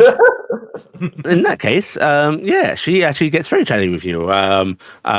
She's sitting down, like you're stopping to have a meal. The ship can like somewhat autopilot itself in the sense that like you set a direction, it's not really going to drift. Like there's no sea buffeting it and so on. It can compensate for the wind. Seems to be fine. Does have to mill a top deck just because need to keep an eye out, but you know. And in the middle of it, you get chatting with her, and you actually get along quite well. And she's more than happy to talk about her exploits. She has gone north. There have been a few like air expeditions that have skirted into the desert, although not far. Again, the heat there really bad for the airships. They can only really fly at night, makes it hard to see things. And like landing in the sand, she will tell you that like they've had, they can drop people from the ships, skirt low, land briefly, let them off, that kind of thing, and they don't tend to come back. Ooh. And The the few people that do expeditions. the expeditions, that the few people that do make it back, gibbering. And she talks about that a little bit, like, she's had soldiers go through trauma and so on. She's had crews get messed up by various, battles, crashes, and so on. But like, there's trauma, and then there's what people from the sands return as, which is near lunacy. She thinks that there is some like cursed there personally. Landmark wise though, mostly sand dunes as far as they can see. There are some mirages sometimes, some of the dunes seem more angular when the sun reflects off of them, that kind of thing. But you learn the tale that you've been told quite often, which is there isn't much exploration into this desert. It's just not conducive to this civilization's life. Yeah, just trying to see all avenues of what may it's be smart. out there. It's Yeah. so smart. Yeah, no. That's good.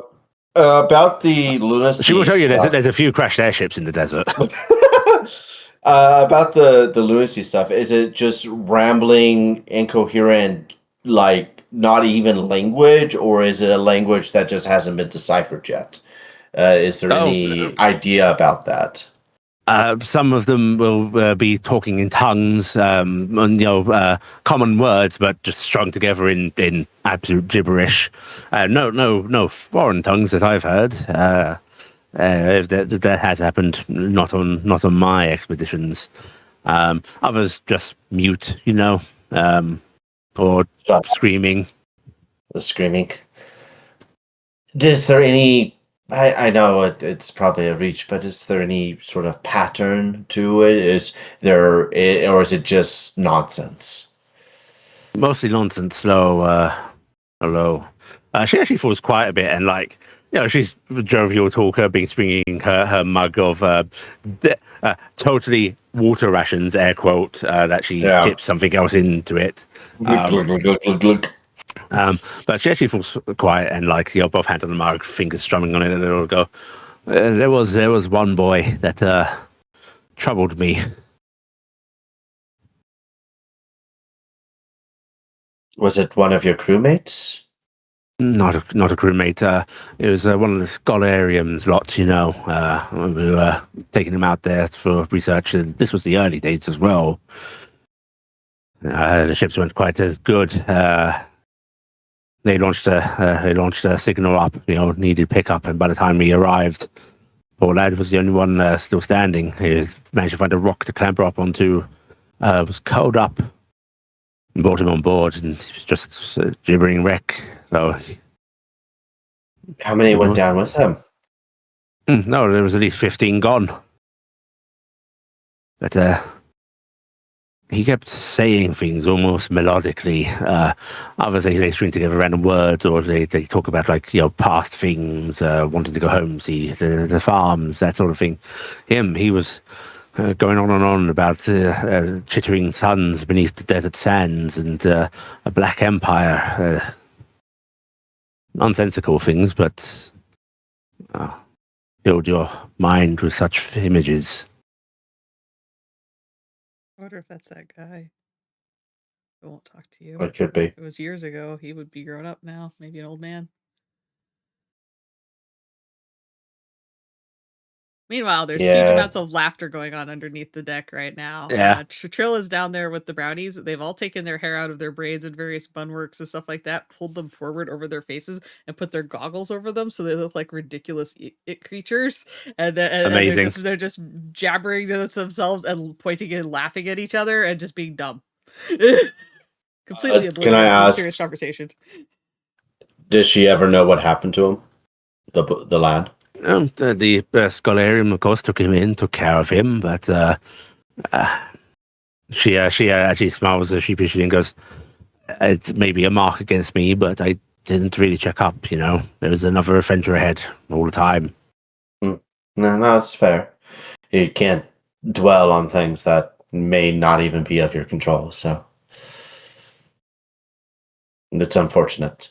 But thank you. It's been trying to find any knowledge I can on this location. It may be a place that we have to go to at some point, and it seems like it's getting a little bit more and more sketch.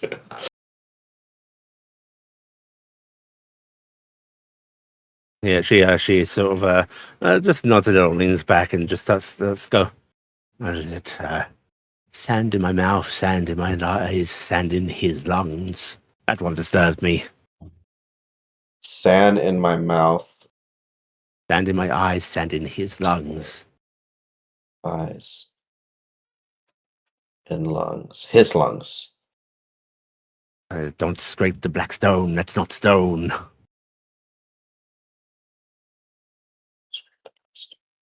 Yeah, you know which one. You know which one bothered me the most, though. I don't know why. It's almost innocuous. The moon is the only show he shed.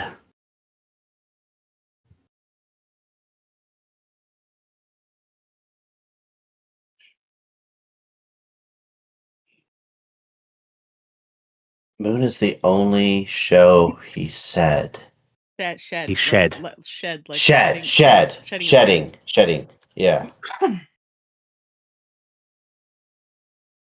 It's the only. And it is show, SHOW. SHELL. Shell, like a carapace. Oh, Jesus. The moon is the No, only not shell he Jesus. shed. Shell. I know. Oh, you know what I Okay. did like, though? What? It's catchy to me. What was it? Every oasis is a wound that never healed. It was almost poetic. That is kind of poetic. Yeah. You know, the funny thing is, though, we never spotted any blasted oases.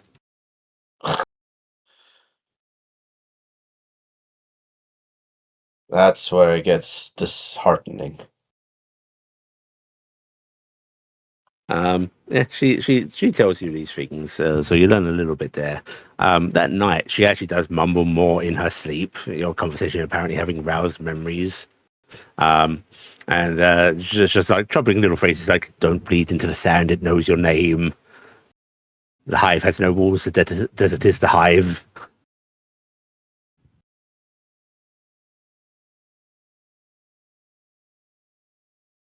Yep, nub. Each up, nub. Yeah, you're enough. Okay, I want to go back to the brownie chaos, please. Right, I do that. And so, Toby, what was it you wanted to do? As Tasha gets better and better at this, I am again going to go, "Wow, you're actually incredibly good at this. I wasn't able to pick up flying a helicopter this quick. And this is Harleen looks around. Infinitely more complex. So I'm using my Soldier's Bond again because it refreshed at the end of a long rest. Huh. And we both get another 3 hope. Okay. Congrats, All right. Tasha. That's 6 hope in 1 session. While my hope is maxed out, this gives me Slayer dice. Ah, That's yes. cool. Okay. You continue onwards, and soon enough, you see familiar mountains. You've made far greater speed towards the place that you journeyed so long to. And you can actually even see you pass over some familiar towns and so on, and you see like that ruins. It's a little hard to make out through like the tree lines gathered around it, but as you go over, you get a more direct view. I'm doing that thing Um, where people are annoying with a cell phone and take pictures on the airplane, and I keep sending them Uh-huh. to Riger because I've been calling Riger every day, but I'm sending him constantly. Yeah, pictures you and of Riker have things talked going every on. day, Yeah. and it's at this point that Cassandra actually sort of calls out, right, could your giant friend tell us their patrol route if we're going to catch up? Hillis?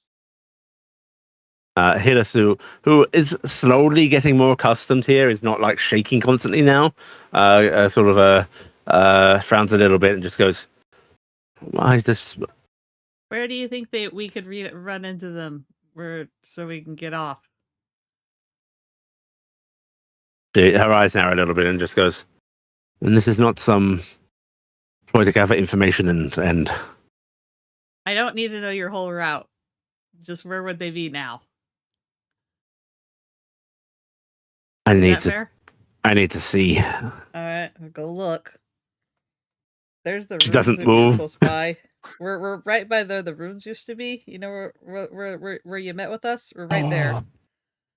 She grits her teeth a little bit and then slowly starts to move up the stairs. And she'll come up on top deck and she's always going to hold on to something. And the moments she can't, she moves very quickly to get to something she can hold on to. But she will brave moving to the front of the ship. You can see like her paling a bit, and she's just going to point at the mountains and just gesture in direction and just goes, patrol will go back that way to one of our forward camps. If you keep on course, you should and she sort of like just crouches down a bit. See them. Okay. Great job, Phyllis. Very useful, very useful. And look at those clouds. Black storm clouds ahead. That's the silly thing I would like to do. I would like to activate my ability. You're gonna have to be more specific.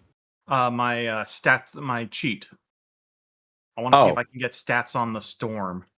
No Category 7. stats on the storm. Okay.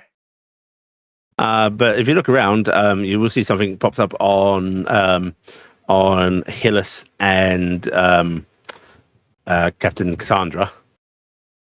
Oh. There's just like a little dot over certain parts of their bodies.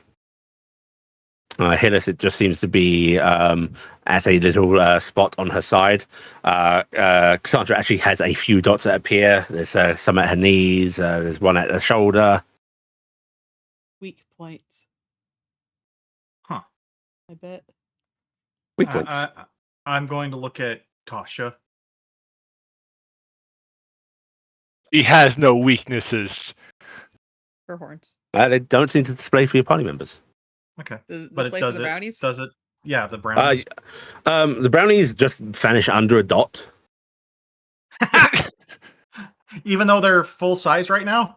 Oh yeah, they are full size right now. I will say that 1 second. I need to bring up some information first. We have weaknesses? Tebow actually has a dot on his back. Nessa, her stomach seems to be a dot.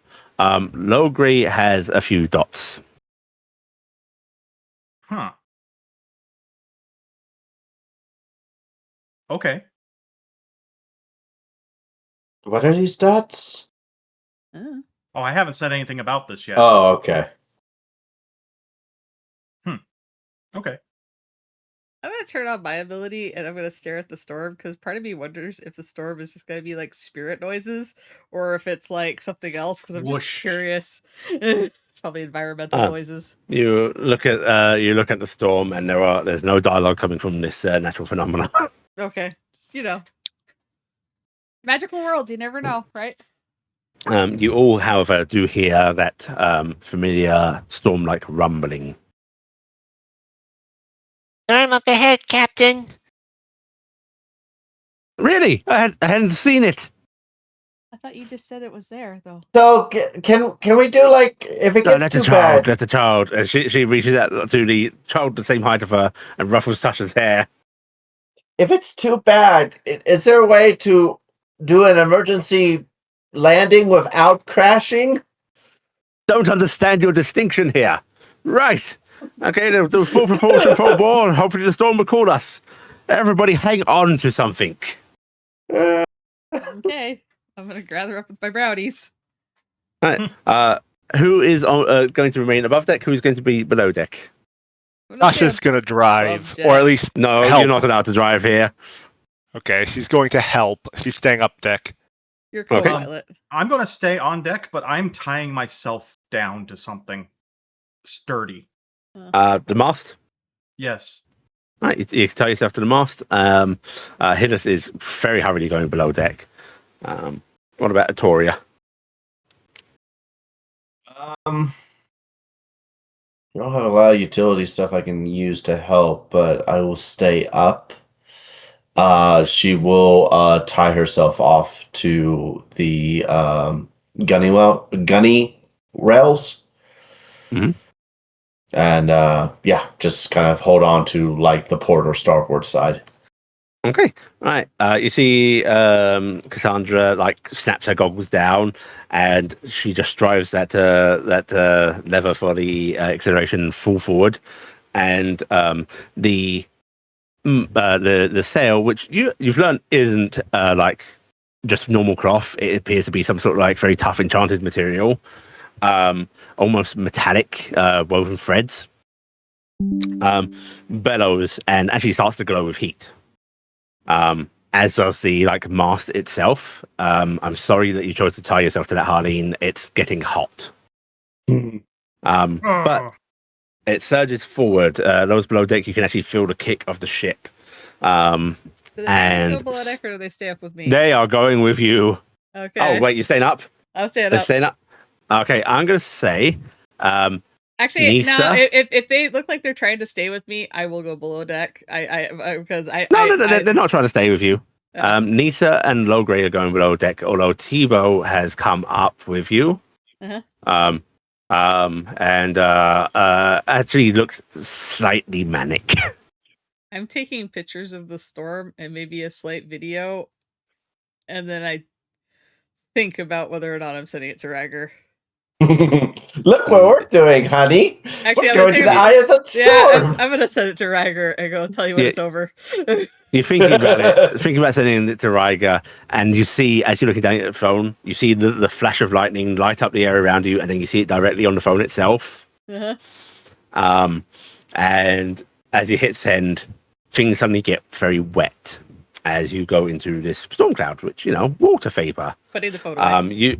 You feel physical impact of water against you. You can feel the Oh. ship tipping and rumbling as it is rocked and buffeted by the storm cloud. And there is a metallic taste in the air. It strikes you that maybe this doesn't actually behave like a natural, real-world storm cloud, No. as lightning seems to course through the cloud, strike the ship, and you hear the ship whine as the ship's hull seems to absorb it. Oh, that's good. What the ship's hull does not absorb is the sudden massive bits of ice impacting on the deck. The Ah, Hellstones. oof, ow, ow. those above deck. Yeah. Can you go ahead and give me just a dexterity check of DC 10? Difficulty 10? Agility? Agility, that's the word I want. Agility. Agility.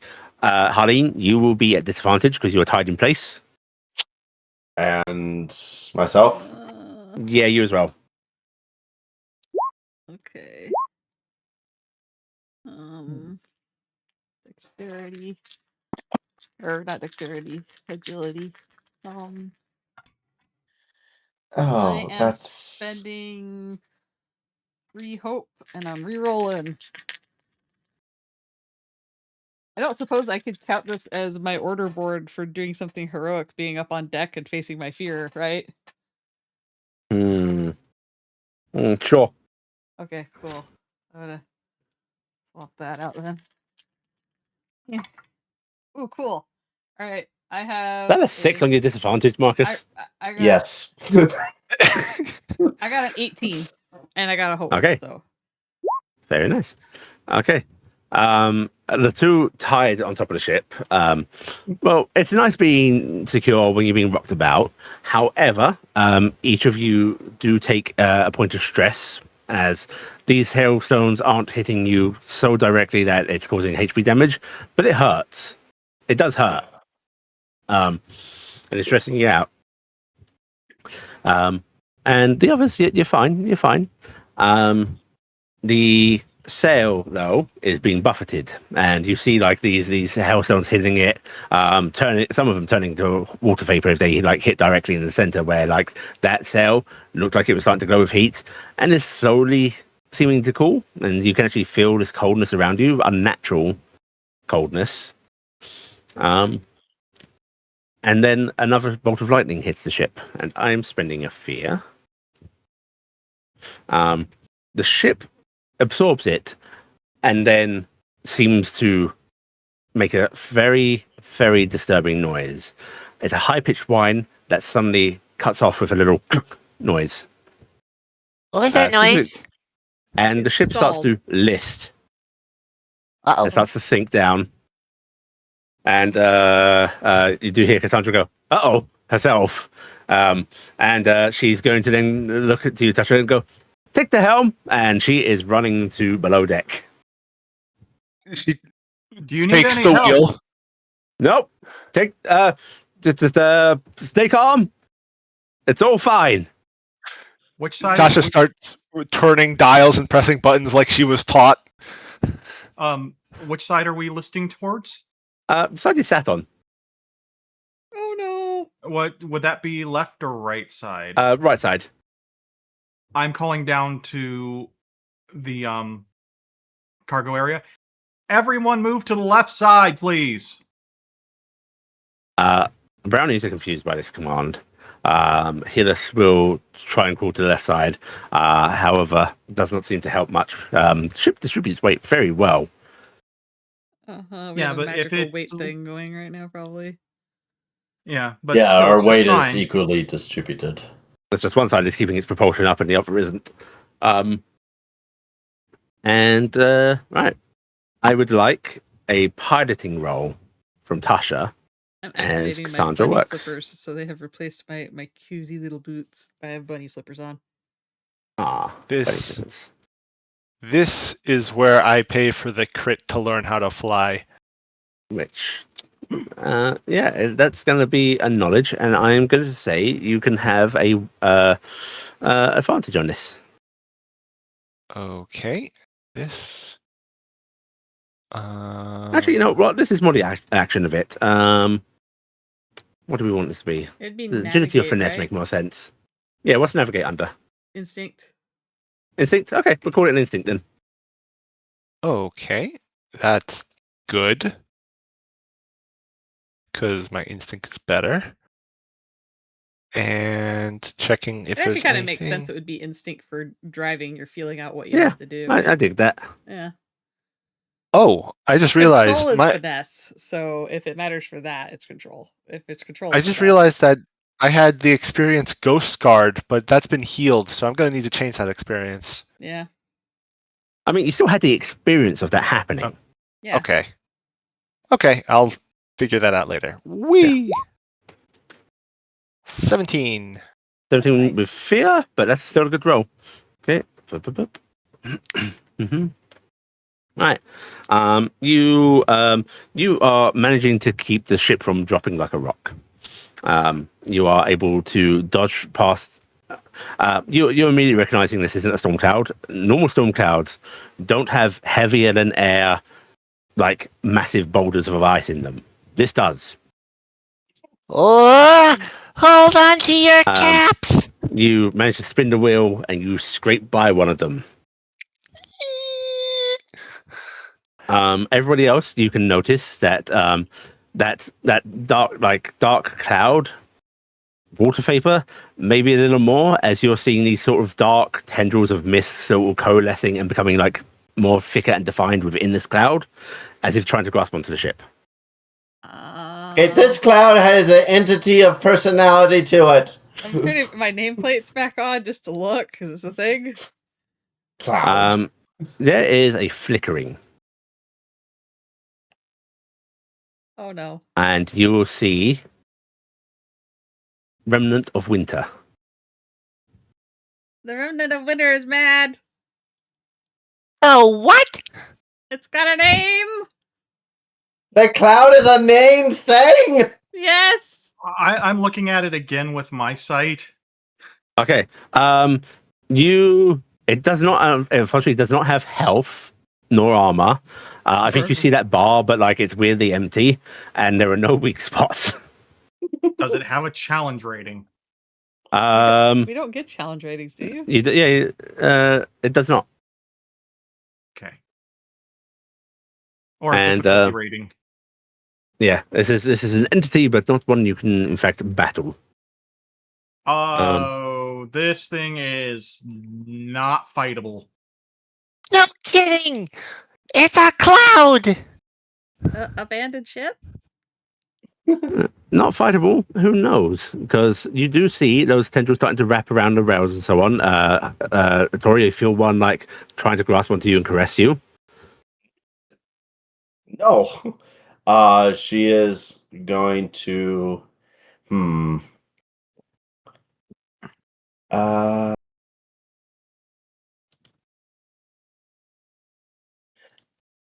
I need to do Cassandra's roll. Okay. Nervous when you say you have to do a roll. Is the caress? Is it like trying to like squeeze and pull, or is it just like hello? It's brushing against you and like wrapping around the arm that is like tied to the rail. The cloud's touching me. Should we like bat it away from the ship? How? Tasha, She's pulling her wand out at the same time. with that, her saying that, Tasha's going to keep one hand on the wheel and use her other hand to quick slot her rifle into the other and takes aim at that particular tentacle. Do you want to shoot it? She's going to try. Okay, go ahead and shoot. Can I assist with this with like drawing it taut so it has no wiggle? Can I like pull You can try on and it? you can try and draw it taut, but it does not tauten. Oh. It's too big. Okay, she is going to mark a stress to have advantage on this. Okay. And this is is this the rifle that we got from Riger? So we have the limited ammo and limited canisters on. Yeah. Yeah. Yeah. Okay. Crit. Right. Wow, You quick session. fire. You hit this dead on, and it does seem to disrupt it. The force of impact's creating a little in the tendril, and and part holding onto Atoria just sort of like disperses into the rest of the vapor up here, and it does draw back. Okay, well, it's not touching me anymore. Good job, Tasha. And then I'm going to spend a fear to do a lightning strike. Tasha? Yeah. You look at you hear the sort of crackle of thunder. You can taste that metallic taste in the air growing, and your hair stands on end, and your entire body feels tingly. And then you look at the metal Oh. object you're holding. Oh no! Lightning rod! And I crit. Of course you Do do. you crit? Secrets. That's not good. Oh no, you're holding the wheel too, so you might damage. Oh no! All right. Please go ahead and take 35 points of magical damage. This stinks because I have Champion's Edge, and so when I critically succeed on an attack, I can spend up to 3 hope to do a bunch of stuff. Uh-huh. But I couldn't. All my stuff was filled, so I didn't. Oh wait, no, yeah, all my stuff was filled, and we didn't do any damage. It didn't do damage, so I couldn't use that on the crit. But now, I would have really liked to have that next. Okay, what did you say? 38 damage? 35? 35. Okay, I am going to. A literal bolt of lightning strikes your garden and courses through you. I am going to use an armor slot to lower that to major damage. Ah! And I'm going to spend another fear to have this affect the ship because, yeah, this makes sense to me. Yeah, I mean, Some she of is the the only one controls holding the controls. erupt. The glass tiles shattering. You see some magic black smoke escaping. That, of course, makes this operate. Oh no! She's like twitching and shaking. There's electricity jumping between her horns as she's trying to press buttons and make things better. Oh, you're pulling what few levers there are on the deck, and everything's all the glass bottles and things are all broken. She quick slots her rifle back into the inventory. Tasha, can you get us below this cloud? I don't know! Well, please try. That way we're not in the middle of it. Do we even still have control of the ship? That's a question. Yeah, you Right. do. If you're trying to fiddle with the controls, if you're trying to pilot, you do have control, but it all feels sluggish. He is going to try and hit the lower the ship button and not great speed and spin the ship so that way we're kind of going down in a controlled spiral because there's a mountain around here that she doesn't want to crash into. Okay, so Yeah. you're pulling the descension lever and spinning the ship a bit. You go ahead and make me another instinct roll. Solus is bobbing around the deck, just looking curiously and just going, "Hello, hi, hello." Hello. And Do you anyone know else- this? Hi. Anyone else doing anything?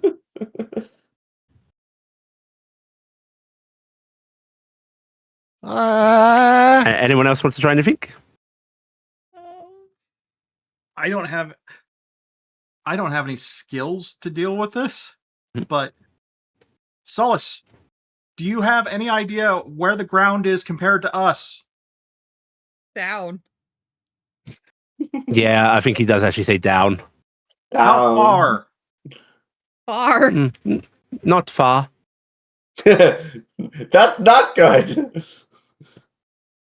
Getting What closer. is far? Oh, no. Gosh, it's going down. Tasha, we're apparently close. Are we going down? Are we crashing? We're We're attempting to go down. crashing.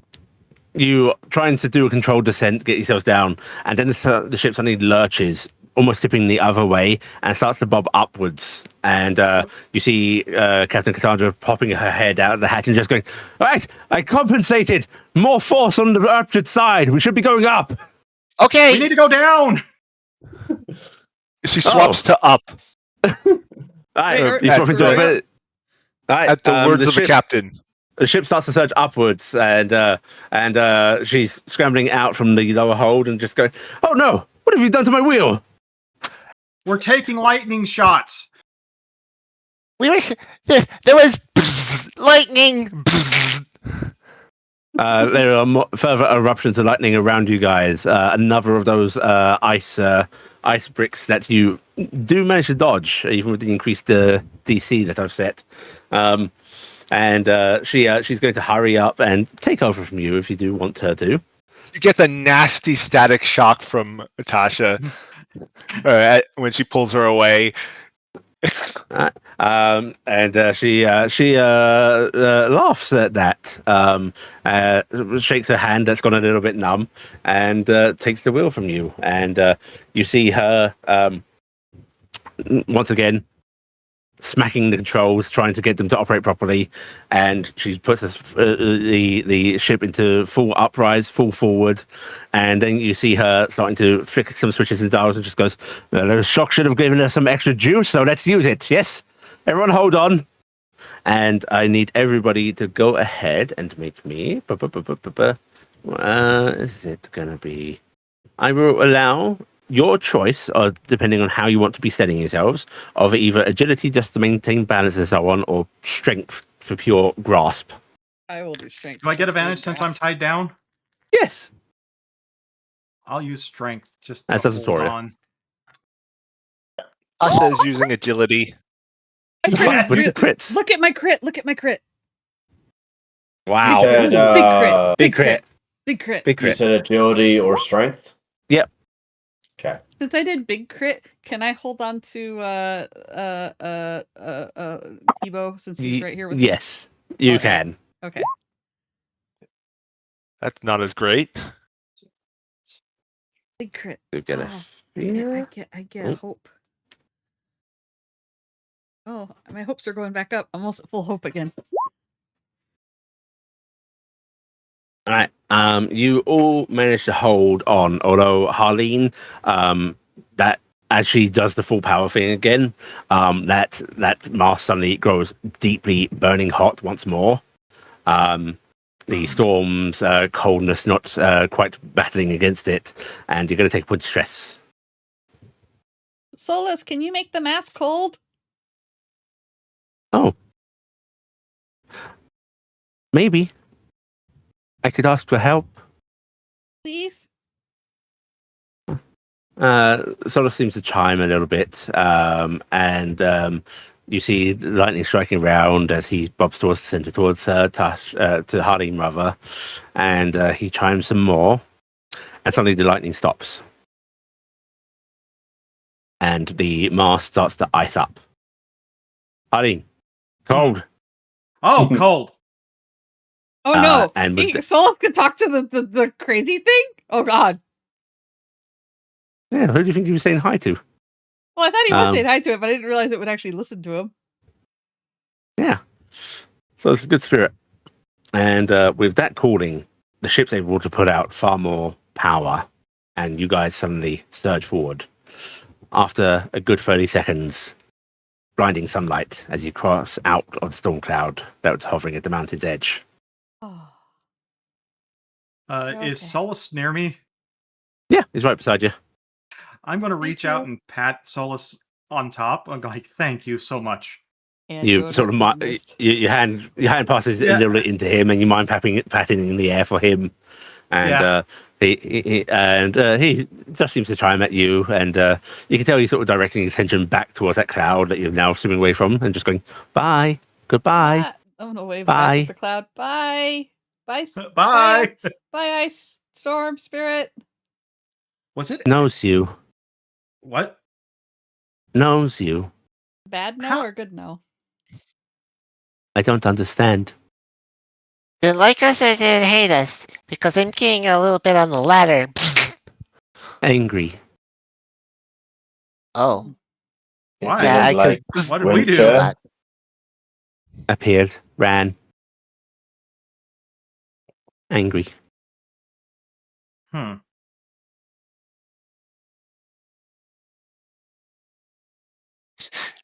Well, Okay.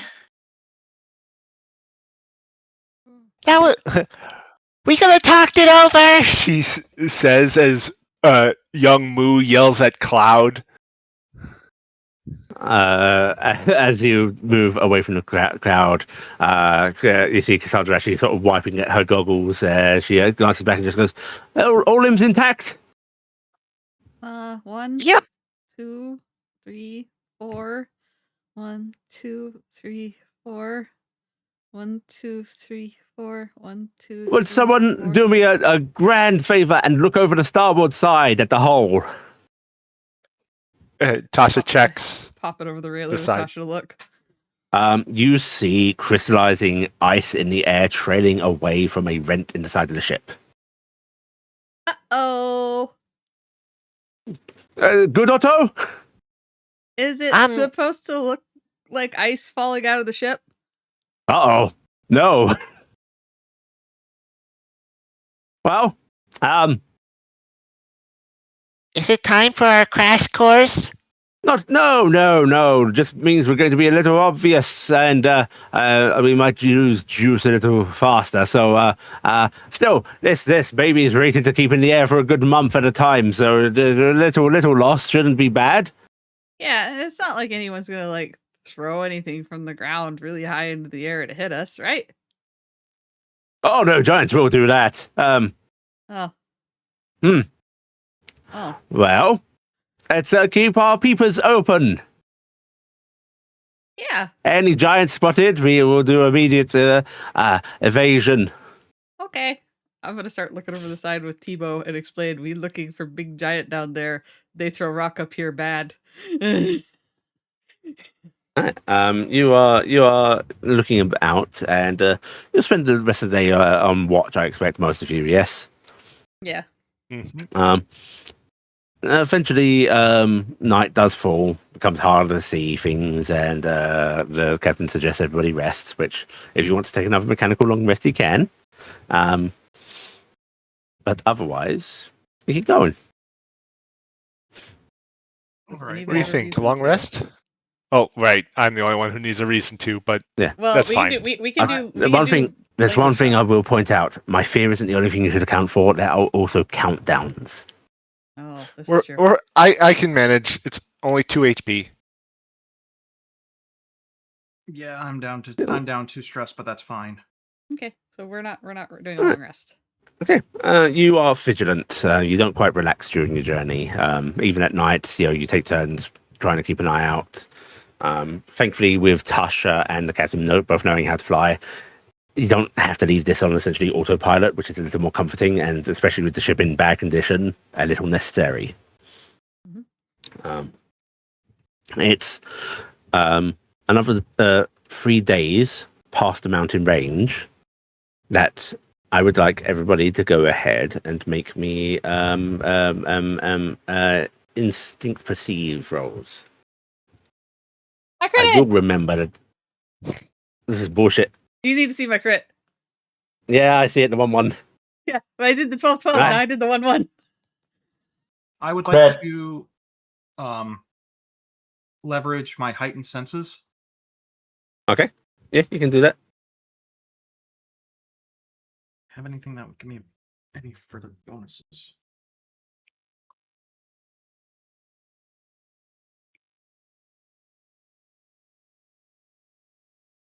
Crit is gain hope and clear stress. Yeah. Okay. Now I wish I would have cast a spell to heal people. I feel bad. I could have taken a stress and healed somebody. But I didn't know I was going to crit. Because I could have cleared 2 hit points or 2 stress on somebody if I'd cast a spell. I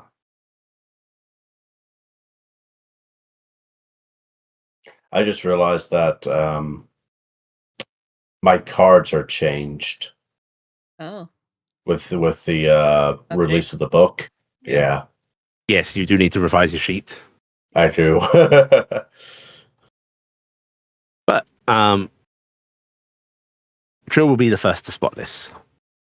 You see some large fertile trees. They too thickly sort of coated with snow. And you'll see what looks like to be a massive tent poking out from between a couple of trees. It's a little hard to make out from under the foliage, but the edging of it is poking out from beneath them. Looks like it's made from like mammoth hide. clearly giant-sized. Tent ahoy! Oh, tent. Is that our target? Or is that Yeah. something else? Is that something bad? Could be It our looks- target. It looks like a giant tent, like a proper giant's tent. I think that might be theirs. Hillis, can you look? Hela sort of very gingerly moves up back onto top deck, moves across the deck, and like so reluctantly peeks over the edge while kneeling down. And then she like quickly snaps away, moving from the edge, and just goes, "Yes, that's one of our tents. Okay, it's okay, Hillis. Are we going down now? We're gonna go down now, right? Yeah, we're gonna go down now. That's the whole thing. This is almost over. All right. The captain goes, "All right then, downward ho," and hits a lever, and the ship drops suddenly. Ah! Well, And she quickly flicks the lever back up and goes, "Whoa! Okay, not quite. That's more severe than that's supposed to be, but we've got this under control." She sings songs to herself as the ship just starts to drop, lurch a little bit, drop, lurch a bit. Is she like? And then- Is she like nudging it so we drop like 10 feet and she pulls it, drop 10 feet and pulls it, Basically, right? So you can see she's moving in such a way that you think, okay, if that was a area on the lever that was 0 to 40%, the slightest nudge now seems to be taking it from that 40% straight down to the 0%, Oh no. as if it has lost all degrees of control in between. Mm-hmm. And so she is very controlled, Gingerly touching drop it. landing. Yeah. And eventually the ship doesn't hover like it did back at home. It's still powered, it's still putting out that energy, but you hear it into the snow and you feel the ship jolt and rock a little bit. All right, I'm gonna get the brownies and say, "Hillis, Touchdown! let's get out." Hillis is going to jump off the ship into the snow and just seems so relieved. The brownies are going to excitedly clamber down as well, and you see them like pointing at the trees, pointing at the tent, and then they seem briefly confused as you see like them start trying to sneak, and they realize they're not hidden. Yeah, it's also we're like sitting there going like, "Oh look, our feet are going into the snow." Yeah. Instead Yeah, of they on top are of in stuff. fact just picking up the snow, dropping it, looking at each other, having confused conversations. I'm making a snowball and hitting Tebow. Ebo looks so insulted. I'm gonna make a snowball and hit it. Ebo is going to pick up a rock and throw it at you.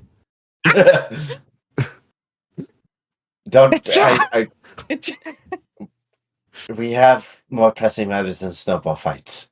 What are we doing? Well, we're gonna wait for the giants to get bigger, I believe. Come on, Harleen, get off. I'm coming off the ship with my kit. All right. Do you want to wait a few minutes for everyone to return to their usual sizes? Yeah, I think Yeah. so. Yeah. Let's also make sure last minute we should make sure gear is spread out before the sizes equalize. I think Harleen didn't want to take the silver lead that makes people explode. Yeah. I want to take 3. Tasha take 3. Atoria take 3. Tasha, do you want to take the 4th because there's 10 total? Because it's 10 total. So if we do 3, 3, and 3, that's 9. That's 9 total. And then we have 1 extra. We can give it to Tasha because she's probably gonna. Yeah, because it only works with physical damage, right? No, it only works if we physically hit them with a weapon. You can't use a range weapon. You have to use something. You have to have something you're going to touch them with. And I've got swords that like I will actually swing and hit with. And you've got I have your my scepter. cape Yeah, your and cape. my whip. Yeah, your whip. And Tasha's all sorts of things as long as she's not using her bow or her gun should be fine. So, and Harleen didn't want it because it's a war crime. And then Tasha has a gun, Harleen has a gun, Atoria has a gun. We still have 2 more guns. Are we definitely not giving any of the brownies? We're giving them to the brownies as they're here. so to be utilized, but we're taking them away when they leave. I don't think that we were giving them to the brownies as a long-term thing. I thought this was for the mission. Oh, for the mission. Yeah. You Yeah, guys aren't getting the totally. guns as a long-term thing No, either. we don't get to keep these. This is for the missions. Okay, so let's give one to Tebow and we'll give one to do we want to give it to the mom or do we want to give it to the old storyteller guy? You do know that Nessa is a better long-range hunter. Yeah, let's give it to Nessa then. Give it to the range. Yeah. Because Tebow's also a range because he's the poisoner. So we'll give it to the two of them. Yeah. So yeah, Right, I have no idea how these guns work, so that's fine. All right, so we make sure we have our gear. We spread out. haven't trained them. Nessa is examining it. She sees the way they're being held and seems to get a grok it. Tebow is holding his like a club. Yeah, Tebow's the problem. Yeah. All right. But did we all any of us want to swap any weapons to Tasha to have in her hotbar for just in casesies? I'm gonna give Tasha my big two-handed sword. No, I'm not gonna give it to her till I'm sized. Cause yeah. I need my weapon at size in her thing. Good plan. Yeah, but I think we should before we go see the giants make sure we're ready for things hidden in her hotbar. We want to hide. Yeah, that's right. We want to hide a weapon each for each of us, but we Mhm. should have something on us for the fight, and also they should be able to find things on us when they take us. Otherwise, it's going to look bad. And I'm not saying this like out loud. I'm just saying I'm assuming we would have had this arranged ahead of time that we're going to do. Yeah, it. Yeah, sure. Yeah, so we'll wait till we're all the same size, and then we all pick one weapon or something to slip to Tasha, and then Tasha's going to hide them in her bar. Yep. I mean, in my bag, so something like that. Yeah. You can do this, and you take some time, start sorting this all out. And Hillis is sort of frowning a bit, and she just goes, "We didn't land quietly. Yeah, that's what I was kind of. Why aren't they coming out to meet us? Would they harry the storm here, or would they go to somewhere else? Should we go see what's going on? If they went somewhere else, they would have packed down." Huh. So we get all settled up. And... Once everyone refers to their sizes, you can all start to move forward. Notably, Hillis does sneak. Yeah, I'm going to sneak as well. Yeah, Trihl and the brownies will disappear, basically. Same. Yeah. Right, if anybody that is sneaking wants to go ahead and roll me a stealth check, which I believe is it for this or agility? I need my sheet open. One day I will remember the regular heart stats. It's finesse, hide. It is hide. Yeah, finesse hide. Yep. I'm paying first beneath Otis. Your background, I think, gives you a bonus of some sort, right? I would like to use my X special forces on sneaking. Okay, you can do. Doesn't your thing makes you silent as well, right? Yes, that's an advantage. Okay. I got a 15 with fear. Actually, no, a 16 with fear. Oh. Actually, wait, higher than that because I spent my ability. Almost. Oh, I got a 20 with fear actually because I forgot it was a +4. Because I didn't add my beneath notice. So there. Okay. While Tasha is a little crunchy, you can help her with these other nice rolls. The snow is deep and she is small. I'll cap out my fear again, and you're all able to actually make your way over pretty quietly. It's a little unknowing to see how quiet the giants can move as well in this outside environment. And as you approach, you can breach the tree line, and you see disarray. That one tent seems to be intact. There's another tent now that is trampled, torn apart. The campsite seems to be scattered, and you see blood in the snow. And when I say blood, so much blood, a giant's worth. Oh dear. Oh no. And as you gaze upon that, some of the blood seems to be, crystallized because it's very cold. Obviously, that makes sense. However, then you see, wait, some of it is crystallized in a blood spatter, as if it crystallized instantly. Oh no. Were they the attacked blood by the arcing through cloud? the air. Mhm. And as your gaze follows that, you will see half a torso frozen to a tree. Ice shards jutting out of it, as if they stabbed it, took it with force. The half the body of Phalantos. Oh, No. Oh no.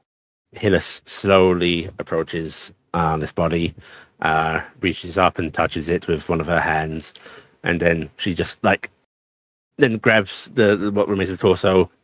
There's a crunch of ice as she pulls it from the tree, and she sets it down, and you see her very carefully close his eyes. I'm very sorry. And then a clenched fist is pushed to his chest, and she seems to mutter a little prayer beneath her breath. And she looks over at you and just goes, "Nice dragon." Oh, Nice dragon. there's Justice one more. isn't here. Is she possibly inside the tent? She looks over the tent and then just inclines her head as if, "Look." I'm going to move over cautiously and look inside. Empty. No one's here. She's either been taken or she managed to escape.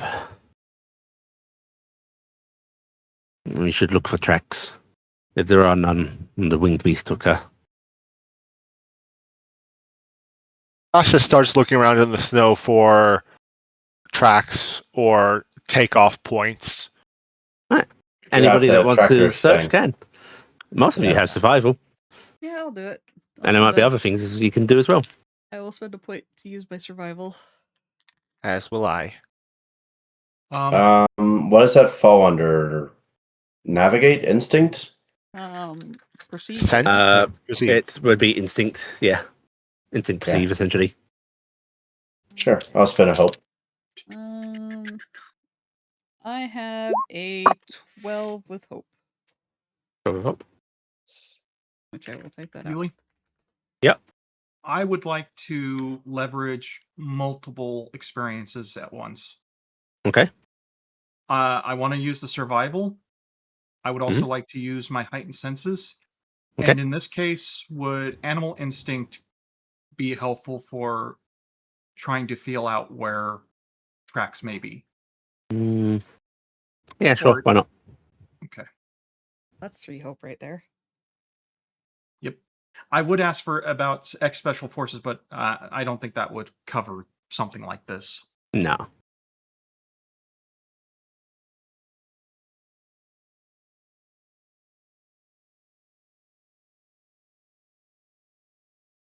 Okay, 17 with fear. Alright,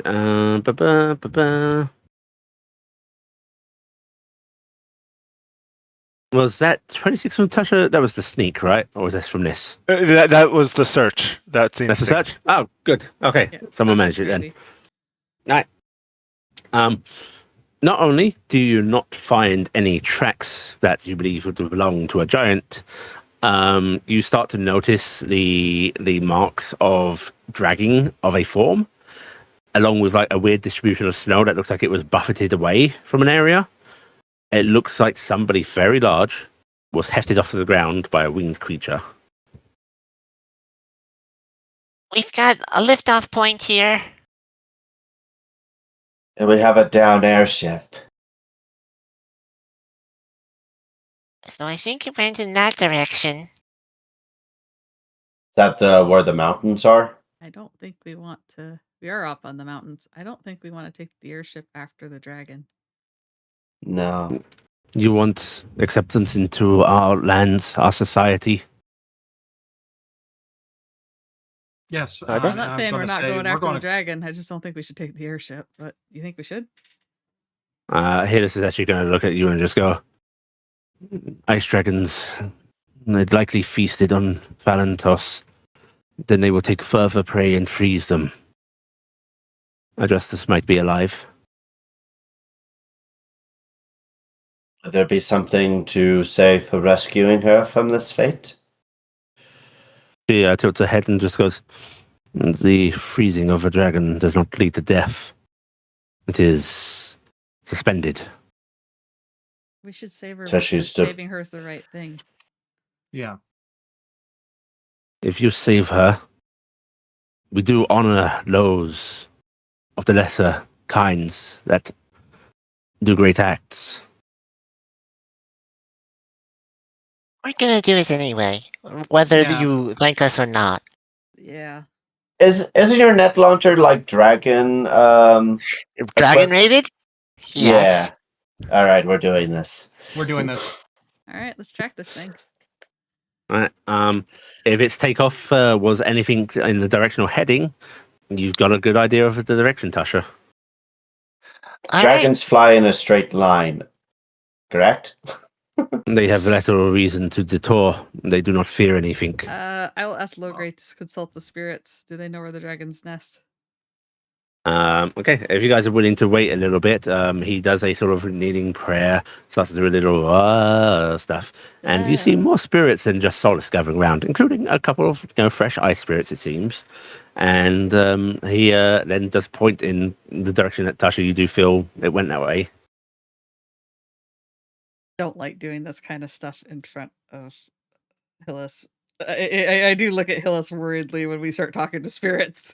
And, Yeah, I mean, she's been looking at Solace throughout this trip. You see her eye in the spirits, and like she doesn't actually even look particularly predatory of them. And Harleen and such, you do know that like they are given these spirits in a ritualistic thing.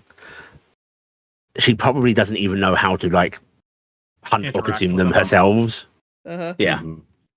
but like she watches them, she regards them. This is that nervousness of, I'm opening up that we do a lot of spirit stuff. I don't like doing that in front of her, right? And part of the sad thing, Trihl, is you notice that these spirits don't show any fear or trepidation around her. Oh, that makes me sad. Mhm. Yeah. Yeah, I will point out. Logray says that the spirits say that the dragons are nesting in that direction. Yes, Dragons? We weast. Weast. We are weast. We are Weast. going weast. Weast. You speak so good, Common. So proud. I'm Yes. pat. Yes, good, smart, Very smart. Brownie's very smart. Yes. proud nodding. Yes. I'm actually Okay. looking genuinely proud because they're speaking Common a little bit. Okay, so Weast is in fact west. Yeah. West. Is the direction he's pointing. And yeah, you guys, do you want to track that way on foot, or do you want to take the airship? Foot. How Tasha Hillis- asks the captain, how's the ship looking? Oh, she'll fly fine. Will she be noisy? Oh, nothing that some earplugs couldn't handle. What about a dragon? What about a dragon? Don't know if a dragon needs earplugs, but There's a dragon that we're tracking. Do you want us to drive the ship closer to the dragon, or do you think we should park here for now? she looks on and sort of does a little smacking of her lips and just goes, "I'll be honest. I think that would be the death of us. Then why don't we leave this here? I'll do and some we're- repairs." You do some repairs. We're gonna go find the dragon. Right. Hillis, you know this area better than we do. How far away? How big are dragon hunting territories? Very expensive. Up to 15 miles in radius. Oh, my legs. However, if it is dwelling on the mountain, we have an outpost, a mountain guard, not too much further that way, so it must be closer. It wouldn't fly overhead, not with our dragon killers, but it shouldn't be too far. Maybe a day on foot. Wait, no. She looks at you all. 2 or 3 days. I see. How about I would take out a potion. Cough this down. Get my size back up. And go over to I'm assuming there's some like debris and stuff here. I'm gonna make a sled. Actually a pair of sleds. and get some of the rope and things from the tent here, and then go, Harleen, can you drag us on a sled? You two can run faster. Yeah, I'll drag you. I don't think, unless you want to carry Tasha and Atoria. It was actually crossing my mind, but the sled would be easier. Okay. Yeah, I'm like a series of small sleds. I'm Hillis actually shakes her head and just goes, grasping them would be easier. Mountainous ground, sled would be tossed all over the place at speed. We could simply carry them. Okay. Tasha says, I can't carry everyone. Are you willing to help us with this? She just sighs and then she grabs Atoria. Dang. Tasha says, already sitting on one of the sleds. Trill's gonna pick up the brownies because she's a little or human sized now. 'Cause she already took the potion, and I'm gonna go. Can I grab on somebody? I'll take Tasha and Trihl. Yeah. I will grab up onto you, and I'm actually gonna try and like get up to a spot where like I'm kind of more up on you, and then I'm gonna let the brownies off at your shoulder. Well, I do have my bag on, so you guys can get in there. No, you have fleas now. Yep. You can all see that the captain is like checking her pistol. She's got this little dial on the the air bladder handle on it. Taps it as if like wanting to be confident she has shots left. It's just holding it up and just going, right. Don't be too long. All right. We will try to be fast.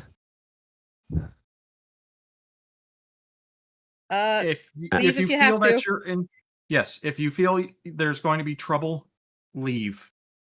I'll take off and circle if there's no dragon in the sky. Mm-hmm. Yeah, or if there are other forces that will do you harm, take off and circle back in a couple days. There are only two kinds of forces in this world. Those on land and those in the air. If they're on land, I am in the air. If they're in the air, I'm on the land. Fair enough. See you, Captain. Yeah. She nods, and Hillis will start marching through the snow, making far better speed than she would have to do waiting for all the little folk and the tiny legs. Harleen, you can move along with her. Is she holding Atoria like, oh god, this is the biggest bug? Atoria is literally gripped in her hand, and like the hand is just casually at her side, moving like it would normally walking. Yeah. Atoria is having the worst ride. And you all set off through the mountain. I'm gonna say, with Tasha's role, I'm not gonna make any more tracking demands. I think that's good enough. Logray also gave good affirmations of where to go. It is simply passing over the terrain, which the giants can do with ease, so no real challenge here. Yay. Is that within? She said maybe a day that way. That's like day and sleeping, so that's her estimate at the very least. What I'm going to do is I'm actually going to give a roll to see if it's closer or further than that. This is a guess, and this is not a mapped road. Oh, night is starting to fall. When you all hear, your potion wore off. When you all hear a not quite a full roar, but definitely like a rumbling noise of a large creature, and Hillis sort of ducks down, and Atoria, your head's sort of swimming a bit as she actually sets you down. And she's just going to point up along this sort of mountain ridge and just be like, opening there. I'm looking. And you can all sort of gaze. A little hard to make out in the dark, but thankfully what light there is glistening off what looks like to be like ice, unnatural ice spikes around a cave entrance. That looks like the place. Acha, java, java. I'm gonna get the It's brownies Java. off Harleen and point up. Time. And there's some nodding, and Nessa actually just clambers down and immediately just starts marching off, clambering over rocks. I follow her. The brownies appear to be thinking that they are scouting. Do people want to let them just scout, or do you want to actually follow up? I'm going to look to Hillis on that. Do we follow up and hit as hard as we can, or do we get information first? I'm not sure what information we are waiting for. The beast is within. The beast is it within? Is it asleep? Is it awake? Where's your compatriot? We can find Do you... we can find her compatriot when the thing is dead. If we plan to take this quietly, then you and I should not be approaching until others are in place. Okay. That's fair enough. Brownies. You hear her trying to whisper. It's still very loud, Trihl. Mm-hmm. And she appears to be calling to you. I will scramble back. What is it, Hillis? Your poisons are potent. Yeah. If it slumbers, try and kill it. Also, I can make the ice off of off your friend if I get there. She nods, and then she looks to Atoria and Tasha and just goes, "Follow close behind your little friends. We will try to keep distance, but follow you in turn." Aye. Right. You can move forward as a force, but distance stretched out, and the brownies scouting ahead. Atoria and Tasha taking up some distance behind, and Harleen and Hillis following closely by. Mm-hmm. Trihl, you move into the cave with your companions. Can you go ahead and give me a selfie roll? Taking a potion of 10% chameleon. Okay. Right, you down your 10% chameleon potion, and you become ever so slightly translucent, but Do I get enough that advantage? you're not into. No, it's not nearly enough. Do I get a D4? I'll give you a +1. All right, cool. Yeah, you actually have to put your hand up against some of the cave wall to even you're not sure that you're actually transparent at all. You have to see the defined edges behind it to tell. Listen, I was hoping Potion Seller was being kind to me, okay? All right. No, he was giving you the shittiest Morrowind spell. Okay. I'm actually pulling out my phone real quick and sending a text to Trihl when she's out of sight. I'm tapping. When you get there, start a video call with me. I'll see if I can see any weak spots on it before we hit. You do that, Trihl. You hear a boop on your phone as you receive a phone's text. My phone's getting turned off. I'm not even looking. Sorry. That's well, the reflex. You effectively turn it off on hearing that boop. Yeah. I'm spending a fear, and I'm going to roll a dragon's perception. All right. Well, I'm I'm also still rolling my stealth. Yeah, roll your stealth. All right. So that's 9 plus. Sorry. So that's a 15, and then I am going to bump it up to a 20. So I got a 20 on my stealth. God. Okay. You hear some shifting noises. You and the other brownies hiding in nooks and crannies, nearly invisible. As you see a pair of pale but vibrantly blue eyes gazing from within the darkness of the cave, clearly searching, looking around, having heard something strange. And you hear it starting to move and lumber. Thankfully, while alerted, it does not see you. It is going to move towards the cave entrance, and you see this, frankly, quite beautiful creature. These glistening pale white, ever so slightly blue tinged scales that almost have shimmers of that thin icy crusting on them. Mm-hmm. So it almost glistens whenever like the cave, like light comes in through the cave. It hits the entrance. It seems to glow almost. Loads of you outside. Do you want to try and give me high checks as you hear this thing coming out? I have a question Yeah. mechanically. Yeah. I have a spell here that shrouds me and my allies within close range momentarily incorporeal. In Daggerheart, what does incorporeal mean besides just passing through physical What is the objects spell? and spectral mist? I will read Spectral Mist and tell you. Because it might just Yeah. give you a success on hide, because that might just be what it is. It allows me to move through physical This objects. does not and, make you invisible. Yeah. Okay, that's what I figured. Okay. Yeah, you would literally become incorporeal, not invisible. Incorporeal. Yeah. I was gonna ask, in result of it doing that, because I didn't know if us brownies kind of scattered out while we were hiding or whatever.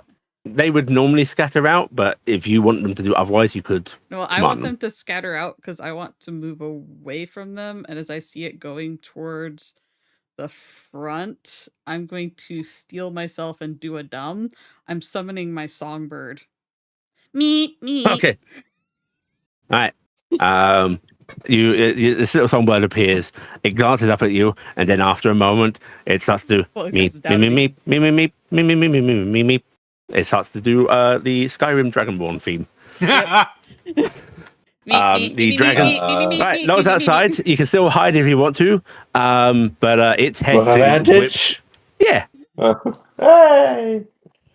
Yeah, I don't want to be right next to the brownies when I do this, but yeah, I'm gonna do this. Are you staying with the bird, or are you moving away from it when you do that? I don't know if the bird stays with me or not, but I was gonna try and I want to. Yeah, the bird follows you around. I just want to don't want to be right next to it, and I don't want to make it move around a bunch. I just want it to get attention. You can get about 6 feet away from it before it starts to move. Okay, I will try and do that and get behind some rock and just kind of like find a spot where I don't want to get the brownie sprayed with ice. That's basically what I'm trying to avoid. But I'm just trying to get it to go, there was something here and I'm going, this is the thing, you know? All right. Those outside, you see this dragon briefly appear, its head whip round, and then it moves back into the cave. It rapidly approaches this meeping creature, and it actually stops and stares at it, its head listing side to side. Does it do that stupid little bounce dance that the bird does?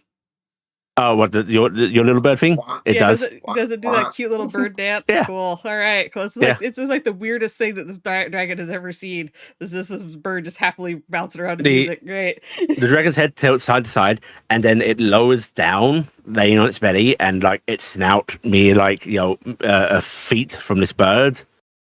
Very close to a dragon, and it is just watching it. And when the bird finishes its song with a little meep, the dragon does a little exhaling snort as if curious, and you see the bird freeze. We should move, Tasha. And the dragon actually sort of like boops it with its snoot. It shatters, and you hear a sad. Mm-hmm. I summon the bird again. Oh. What? I summon the bird again. You summon the bird again? Uh-oh. All right.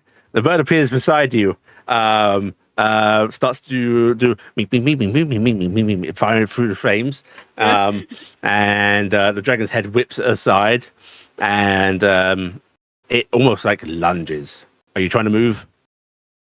Yeah, I'm gonna lunge out of the way, or right. jump out of the way. Like a cat. Yeah. It lunges. The ground rumbles. I'm spending a fear. Trihl, can you go ahead and make me a finesse check? Yeah. Actually, I think it's agility for balance, right? That doesn't matter. I've got more finesse than agility, but whatever. I'm going to agility, I guess. All right, that's not bad.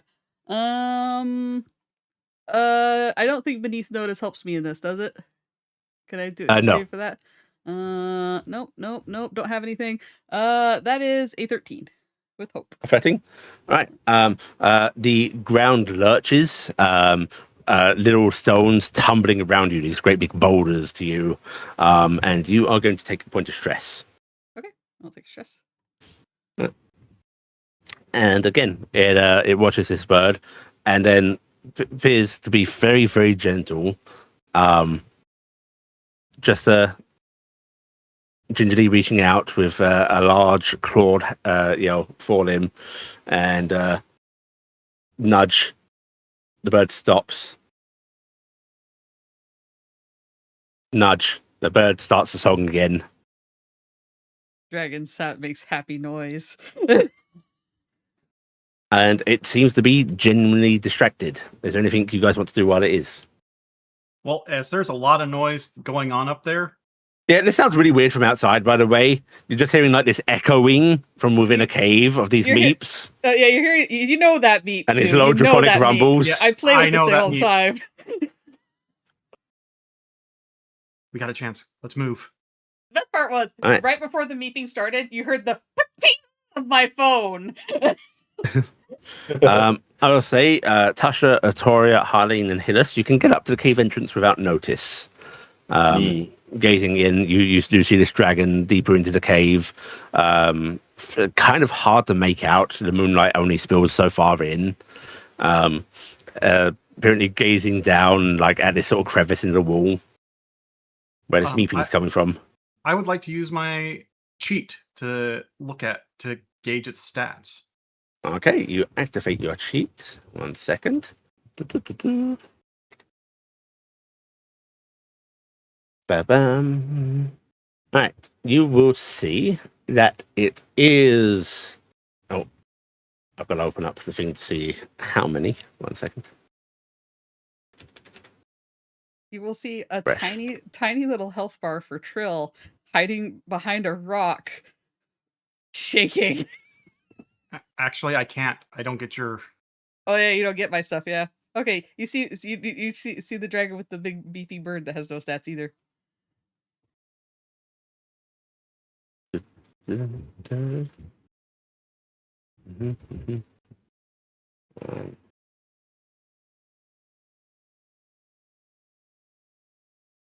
I like to do Okay. something afterwards. You will see that it has 30 health, Oh god. 18 stress, Oh god. and you will see that it has a minor threshold of 21 and a major threshold of 41, or major and severe, I should say. Oh god. And does it have any weak points? Yes, it does have a weak point. You see that there is a spot that seems to be marking like some old injury. You have the innate knowledge that that is a weak point. You gain advantage attacking the dragon. That's awesome. Okay. Where is it on the body? It's on the hind haunch. Only you can benefit from this. Oh, I was going to try to point at You and then can point make it my out, equivalent but side. keeping track of where it actually is, only your ability affects you. All right, what Okay. did Marcus want to do? I will spin a stress, and I'm going to activate the Umbral Veil, which gives me tokens equal to your fear. So your fear's at 10? Yep. Okay. This allows me to spend any number of fear to subtract 1, or spend any number of tokens to subtract 1 from attack rolls against me. Okay. And it's just see the... And is that the released class or your beta class? This is the released class. Okay, cool.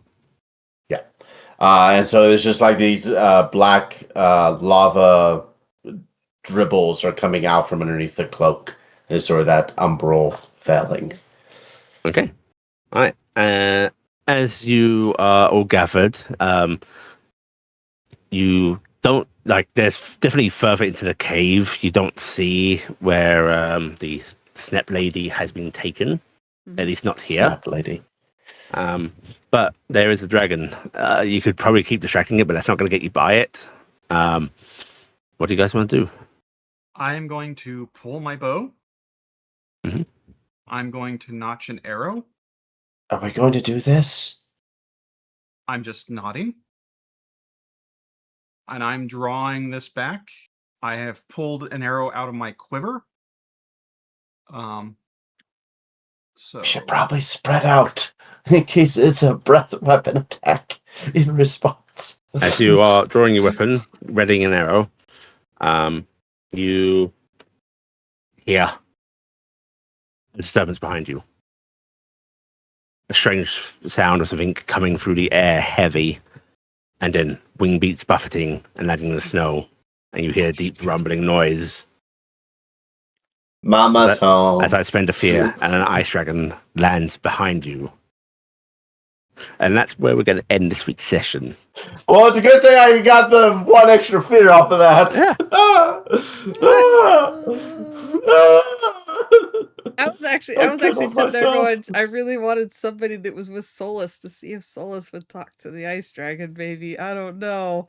Why are there two of them? Why do we always have to fight mated pairs of everything? Because things breed. It's a Yuli campaign. Yeah. It's a Yuli campaign. Right. Right. Well, we will do this same time next week, last session and before my trip. Yeah. Okay. I'm going to say Solidawa, sayonara, bye-bye. Bye-bye.